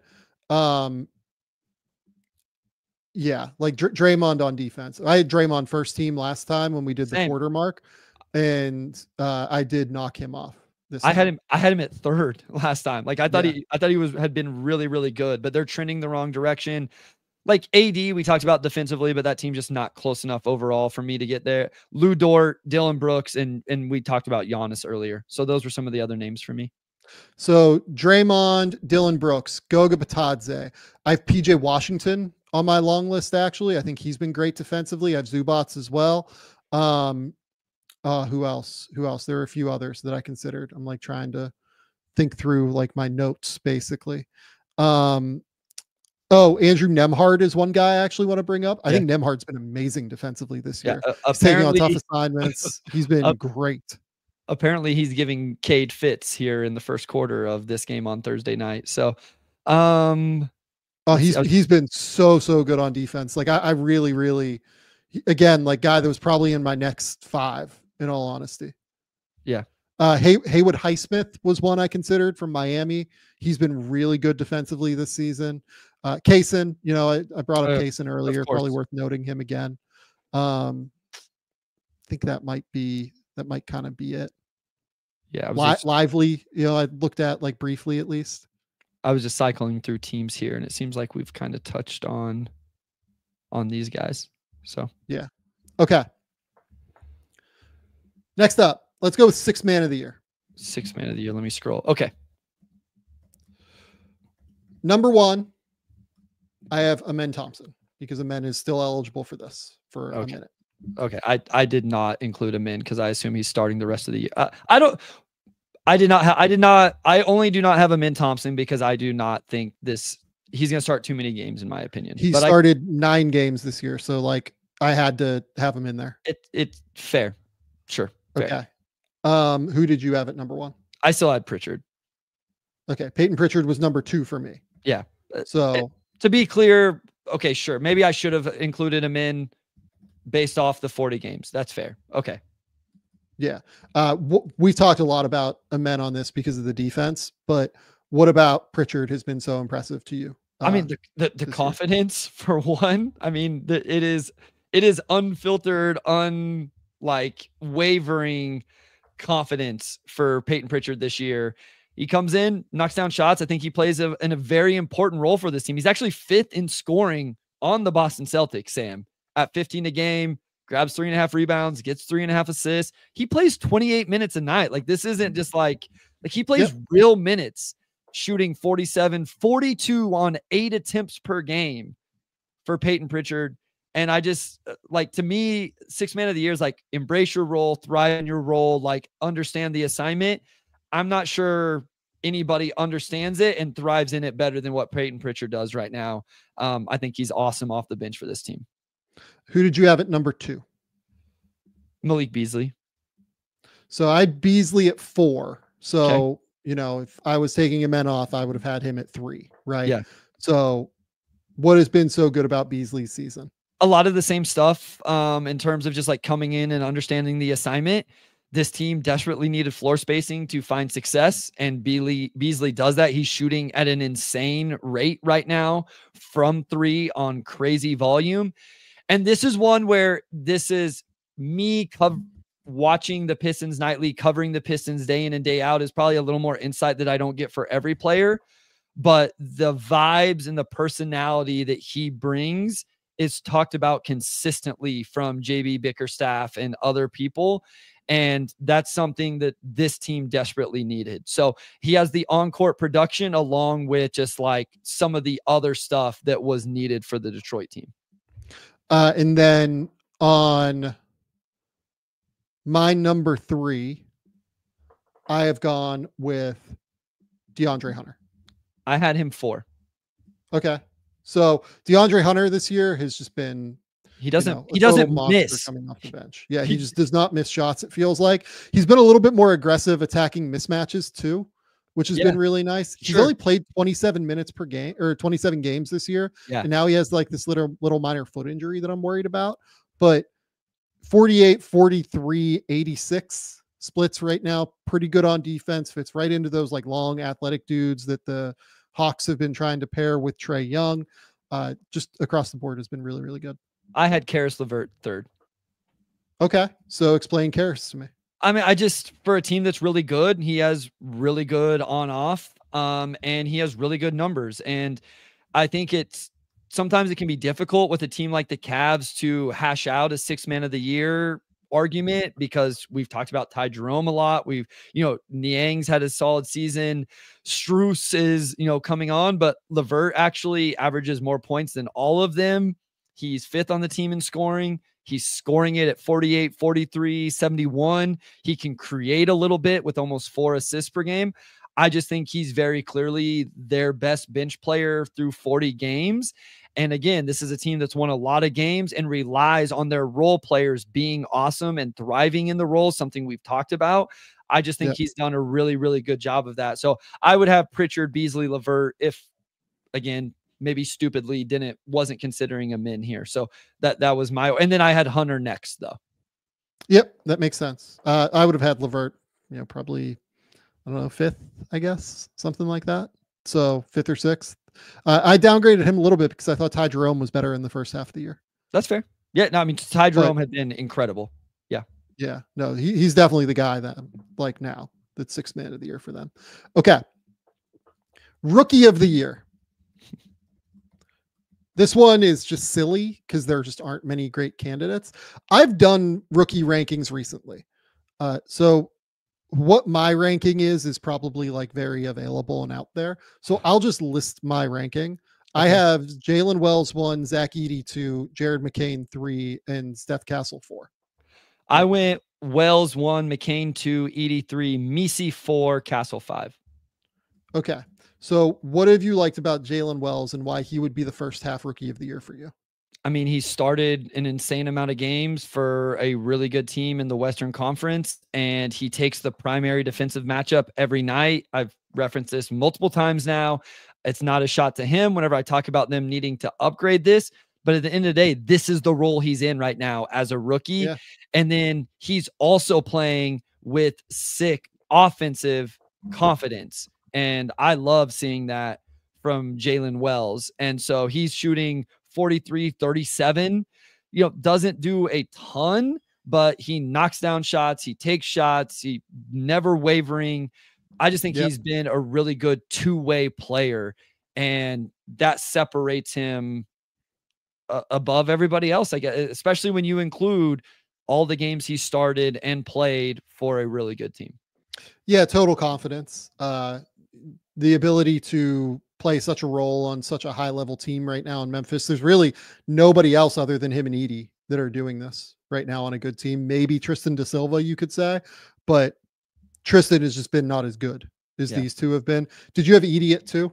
I had McCain at 2. I'm a touch lower on Edey than you and others maybe, but like, me and my total, like McCain has still played more minutes this year than Zach Edey. And so that kind of was like, I think McCain was really, really good in his minutes. And the fact that his injury hasn't caused him to be that many less minutes than Zach, or any less minutes than Zach Edey, I felt comfortable. I mean, he's only played 4 less games, Sam, than Zach Edey. So I was cool keeping McCain still at number 2. Yeah. So I think the defense has been a big differentiator between the two so far this year. Edey is actually like a genuinely really impactful defender for Memphis.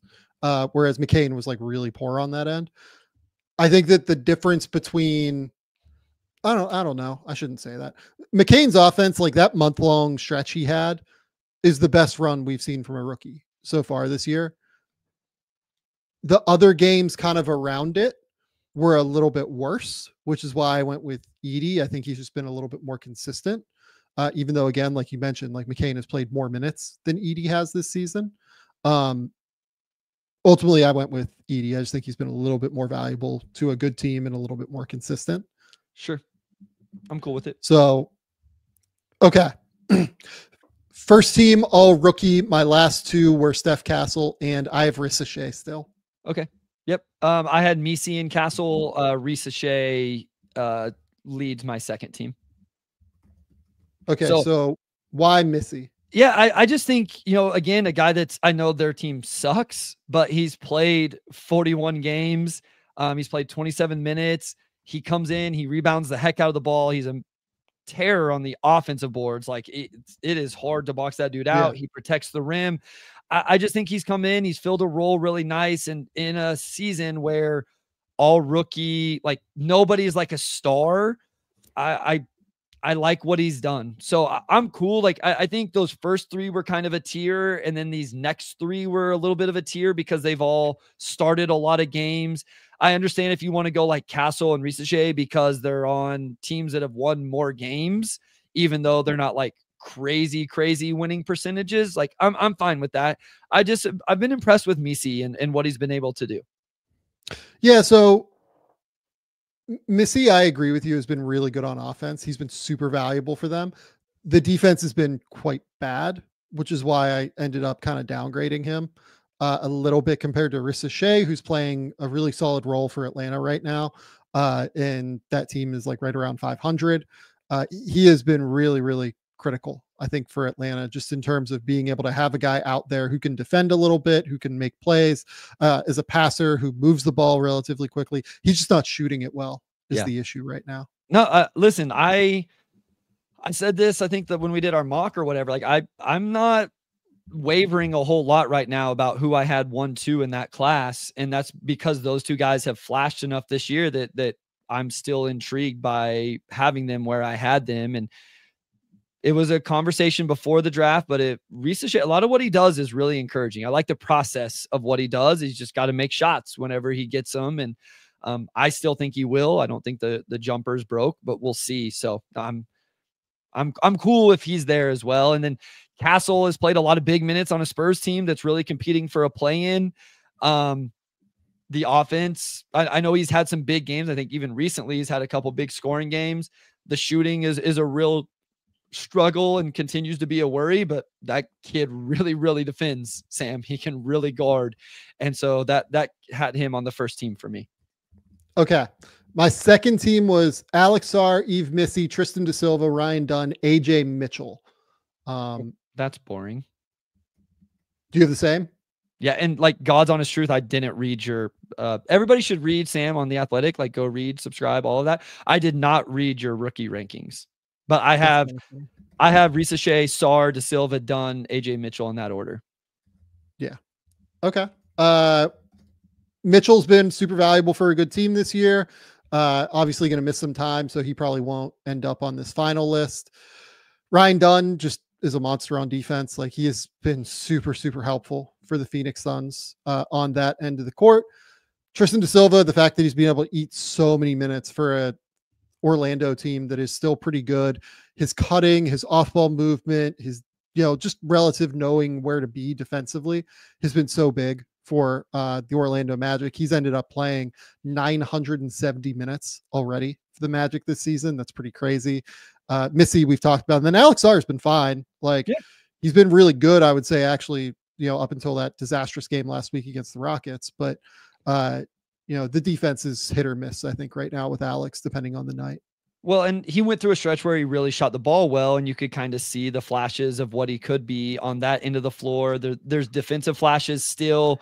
The rebounding is an area of growth, but again, he flashes it. I just want to make a note on Ryan Dunn. My preseason prediction was that he would make more threes in his rookie season than he took in his 2 seasons at Virginia. And we are very much on pace to do that, where he took 51 threes in his career at Virginia, and he has made 43s so far in his rookie season with the Phoenix Suns. I like that he's willing to fire. I will just note that like he's shooting 31% from 3 now. That's not what I said. I'm prediction. That was not the prediction. I did not say that he was going to. What he did in the preseason was enough to make you think they were going to let him shoot, and then maybe he would get on certain stretches where he made enough. But I think it started off really, really well, and then now it's down to. I mean, this is still better than what I would have predicted. Like I wouldn't have predicted above 30% for him. So, yeah. Okay. Coach of the year. Number 1, Kenny Atkinson. Yep. Number 2, I have Mark Daigneault. I have Jamal Mosley. Okay. Number 3, I have Ime Udoka. I have JB Bickerstaff. Good for you. I love this. Okay. So Kenny Atkinson, number 1, has just completely transformed Cleveland's offense. Like that's the number 1 thing that we just have to talk about. Has completely altered everything that they're doing. They have a beautiful free flowing offense. They have done an incredible job of spacing the court. And I think he's done a great job of really unlocking Evan Mobley on that end. Yep. Mark Daigneault, I just think the scheme is unbelievable. And the fact that they have the best defense in like 2 decades or whatever it is, like just kind of speaks volumes to me about what he's been able to build there. I went with Ime over Mosley because again, like we don't I didn't have anybody all NBA for Houston. I think that what Ime's done in terms of like being able to kind of bring together an offense while also like finding a way to like craft together the number 3 defense in the league. Like that's just more impressive to me than like Mosley kind of scratching together a 500 team with Franz and Paulo being out. And then also with Bickerstaff, like them scratching together a 500 team. I had Bickerstaff 4 and I had Mosley 5. Yeah, I mean, it's essentially we did the same thing. I have Atkinson 1 because of all the things you said. I will also point to something we've talked about in terms of Atkinson going in there and obviously getting the belief from those players. Whenever I say these players have, accepted their roles, that's not something that these professionals always do because they have egos, and rightfully so, because they're elite level talents. And so he's been able to go into that locker room and convince all of these guys to play this way and to share the ball and all of that. And so I had Atkinson 1. I had Jamal Mosley 2 because I think it's been the most resilient team this season. I think that's a reflection of your coach when you can cobble together some of the wins that they have had without the players they have had and keep them in this position. And so it's a top defense in the NBA. They find ways to win. They're tough. And and then JB with Detroit right now. Listen, I said it earlier, 2 weeks from now, this whole conversation may be very different because they're about to go on a stretch of really tough competitive basketball games, and we'll find out how good or good not they are. But I've seen the same thing with him, like getting these guys to defend. Maybe it's just the transition, like the drastic and stark difference of what I had to watch last year, but it's such a difference. And him being able to do it in one off season and one start of the season, their ability to respond in situations after a loss or within a game is night and day. And so I also had Daigneault 4, Udoka 5. The other 3 names I had was Taylor Jenkins, Ty Lue, and then I put Doug Christie, ? Like, I'm not I'm not doing the Doug Christie thing yet.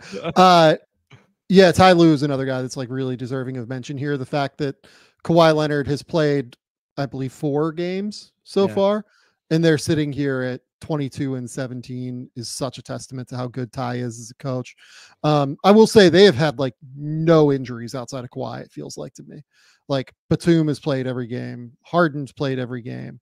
Like Zubats has played, I think, every game this year. Even guys like Amir Coffey, Chris Dunn, Derek Jones. I think Norm Powell missed a couple of games here and there, but like, it's really, really impressive. 39 games this Zubats, Dunn, Batum played every game. Coffey all but 1. Harden and Jones all but 2. And then Norm Powell has missed 7. So but missing Kawhi is a big deal. Yeah. Missing Kawhi for 35 of those games or whatever is a big deal. I like that Clippers. Like it's an I told somebody today, it's an interesting team. I don't know. Like if you got anything close to Kawhi with that defense and what Harden and Powell have done offensively, Zubac, like it wouldn't be a matchup I would want to like really have in the first round. They're interesting. Most improved players, our final award here. This is like an award I don't really care about, if I'm being completely honest. Same. Who did you have? So the names I have here are Christian Brown again, Grady Dick again, Cam Johnson. Does Jalen Johnson even apply? Like, I don't know what people thought about him coming into the year. Does he? So I had him third on mine, to be honest with you. He's been really good this year. No, he's been awesome.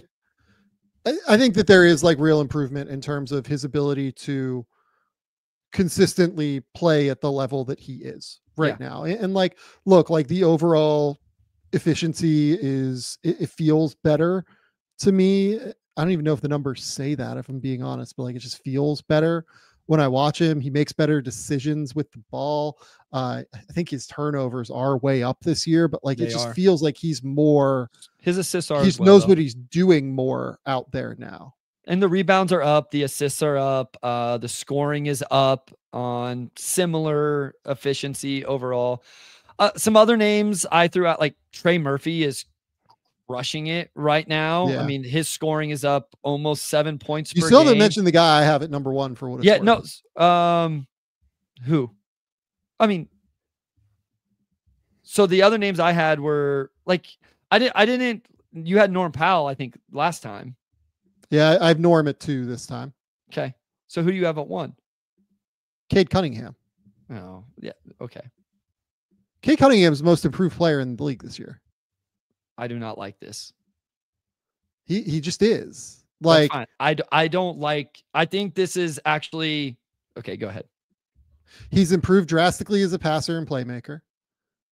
He's improved the efficiency like immensely. He's gone from being a guy that was like relatively inefficient at times to being an all NBA player. And this is not like, oh wait, like he's going from first year to second year to third year. Like he's in his 4th year. And yeah, like we've always thought Cade was great. And you know that I've always thought Cade is like amazing, but his first few years was like not this. This is drastically different than what we've seen in his first few years, even last year when he was really good. Okay. I will not listen. I'm not going to sit here and make like, I don't want him to win this award, I guess is what I would say. Just because you think he was always this good? I guess I have to think like what it means that in year 4, he's winning it. And I have always believed this was him, like who he was as a player, and the disaster around him hit it. It's probably fair. And honestly, I put as little time into this award as anything. I just don't really care about it. But to me, like going from where he was to becoming an all NBA player this year is fair. More than just like what was around him. No, you're right. I'm discounting true improvement because he has become a better 3-point shooter. And I think the biggest thing I'd push back on is the passing. I think Cade has always been this type of creator for others. It just never made sense for him to actually pass the ball to the corner because that guy wasn't going to shoot it and or make it. And now that guy has a chance of lots of times that guy will shoot it, and more often than not, comparatively, he will make it now. So I think the biggest area of growth for Cade is actually the 3-point percentage and the defense. But you're right. He went from, I mean, that's the other thing. Like the defense is drastically better. People cooked me for where I had him in our 24, under 24 and 24. And now I don't look so stupid.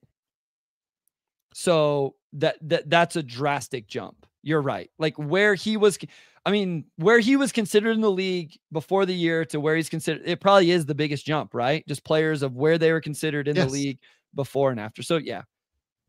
Okay. Like I have people like asking me, would you rather have Anthony Edwards or Cade Cunningham long term now? I saw the conversation the other day. Yeah, like I texted you that, and like Yeah.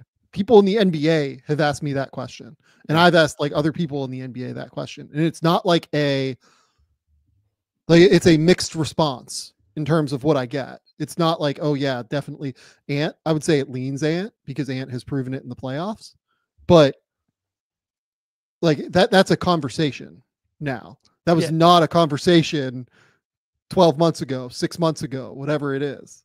Yeah. No, I mean, he's got to do it for the whole year. I mean, yeah, I agree.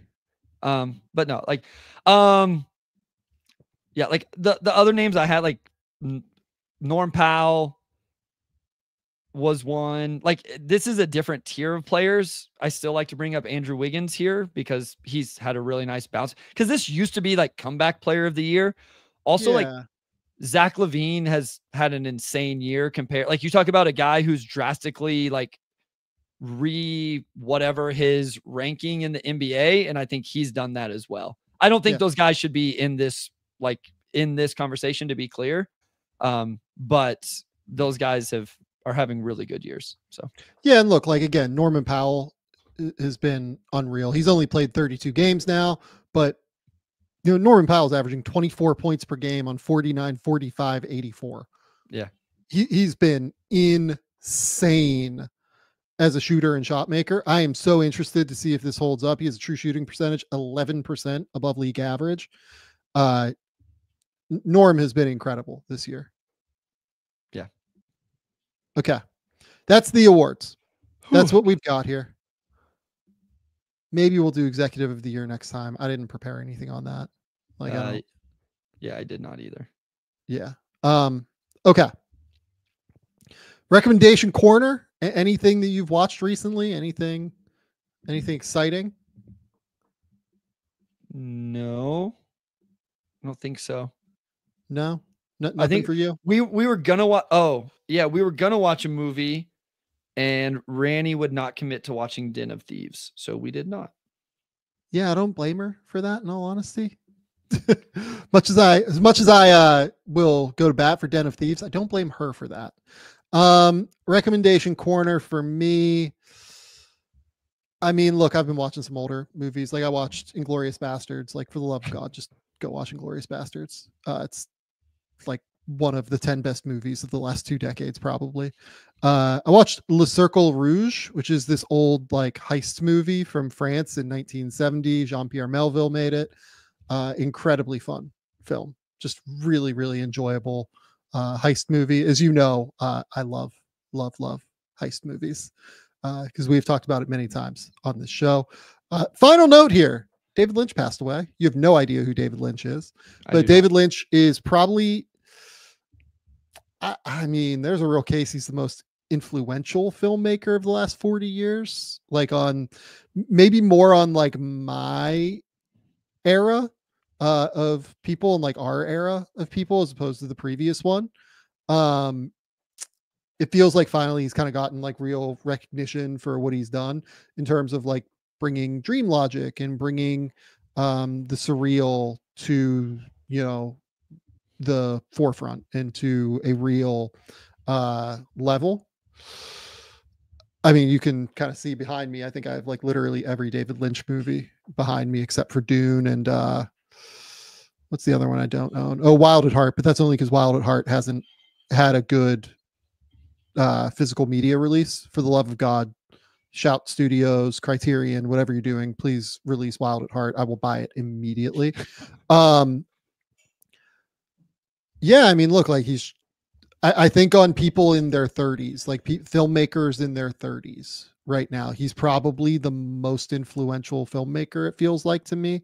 And it's a bummer that we're not going to get to see him make anything else. I don't even think you would understand. Like, honestly, Bryce, like the first time, like I saw like Mulholland Drive and movies like that, like I had no idea what I was watching. And then you watch them like over and over and over again. And you're just like, holy shit. Like, what is this? I don't think you would enjoy it even. Like, I don't even think you would enjoy these things. So I'm just looking through like his I don't think I've seen a single movie that he made. Yeah, like have you ever even seen an episode of like Twin Peaks? Like probably not. Yeah, I'm like trying to think what you may have seen. You may have seen clips of like Mulholland Drive at some point. Maybe That's The on it. Elephant Man. Mulholland Drive is the only one that I even like recognize the name of. Yeah. I can't even recommend it to you. Like it's something that I think you would enjoy. It's amazing. It's to me like one of the best movies made of the last like 3 decades or whatever. I will say this though. Jet brings up Bryce would enjoy his interviews, I'm sure. He's this dude from Missouri, or not Missouri, Montana. I'm sorry, he's from Missoula, Montana. Who just had this like incredibly funny personality, and like he would just go on YouTube and like read weather reports from where he lives, and that would be the whole bit. And he did like all of this crazy like music and surrealist art. He's just like one of the most fascinating human beings to have made art of the last like 50 years, basically. So I would say recommend to everybody go watch a David Lynch movie. Except for you, Bryce, who would watch these things and be like, what in the entire fuck am I looking at? I would be fascinated to see you watch Blue Velvet. Like just the craziest thing. That might be like the easiest movie for you to watch if you would want to, is Blue Velvet. It's like from 40 years ago. In the off season, you should like make this part of my job, is I have to go watch a movie and then give like my. This is a good idea. Bryce watches Blue Velvet in July. Maybe not that one, but yeah, just what after summer league until training camp, I could have. No, after summer league until football season starts for me, I would be willing to commit to this, to one movie a week that you recommend and I have to watch. This sounds fun to me, actually. And we might start with Blue Velvet because Blue Velvet's like accessible, at least. It's just a wild ride. Like it's truly just like an insane movie. And like, look, it's white picket fences. It's, beautiful backyards. Maybe there's a ear in one of those backyards, who knows, right? So we'll be good. I'm just reading the whatever thing and it's okay. Yeah, it's great. It's going to be good. We're definitely doing this in the summer. Bryce watches David Lynch. Will be great. Bryce watches one David Lynch movie. Yeah, and then it's over, and either I quit game theory or I don't have to do this anymore. I don't think you'll quit game theory from that. I think you will. You'll be a little bit confused. Okay, Bryce, tell the people where they can find your work. Tell the people what's going on. Yeah, at Motor City Hoops on Twitter, on Blue Sky, have the Motor City Hoops Substack, which again, as I always pitch, if your team plays the Pistons like the Pacers on Thursday night, I will have notes on your team, maybe even some video clips of a nice action they run or something I like they do defensively or anything like that. So don't subscribe, but go read that specific post. The Pistons Pulse podcast, if you want to listen to that. And otherwise, Game Theory podcast with Sam Vecenie. Go to The Athletic. Keep me employed over there. I will have something on Cooper Flag, and I will have an updated top 100 next week. This week, I have done rookie rankings and a thing on Jimmy Butler, and then kind of helped out yesterday on the Nick Richards deal. Have I done anything else? I feel like I've done more than that this week over there. Maybe I haven't. I guess that is kind of a lot, though, isn't it? There's a mock draft up recently as well, now that I think about it. So go check that out until the top 100 comes out. Go subscribe to the Game Theory YouTube channel, Game Theory Podcast with Sam Vecenie. And then subscribe to all of the social media platforms, which are somewhere here. I don't know where they went. There they are. Game Theory Sam V on X, TikTok, Blue Sky, Threads, Instagram, which, by the way, you guys might not have access to TikTok, which, will be good for you as a teacher, I'm sure, Bryce. Yes, no more of my students only getting their news from TikTok. That would be good. Okay. We'll be back on Sunday. I will probably release another video maybe tomorrow. We'll see if I get time to record one as much as anything. But until next time, we'll talk soon.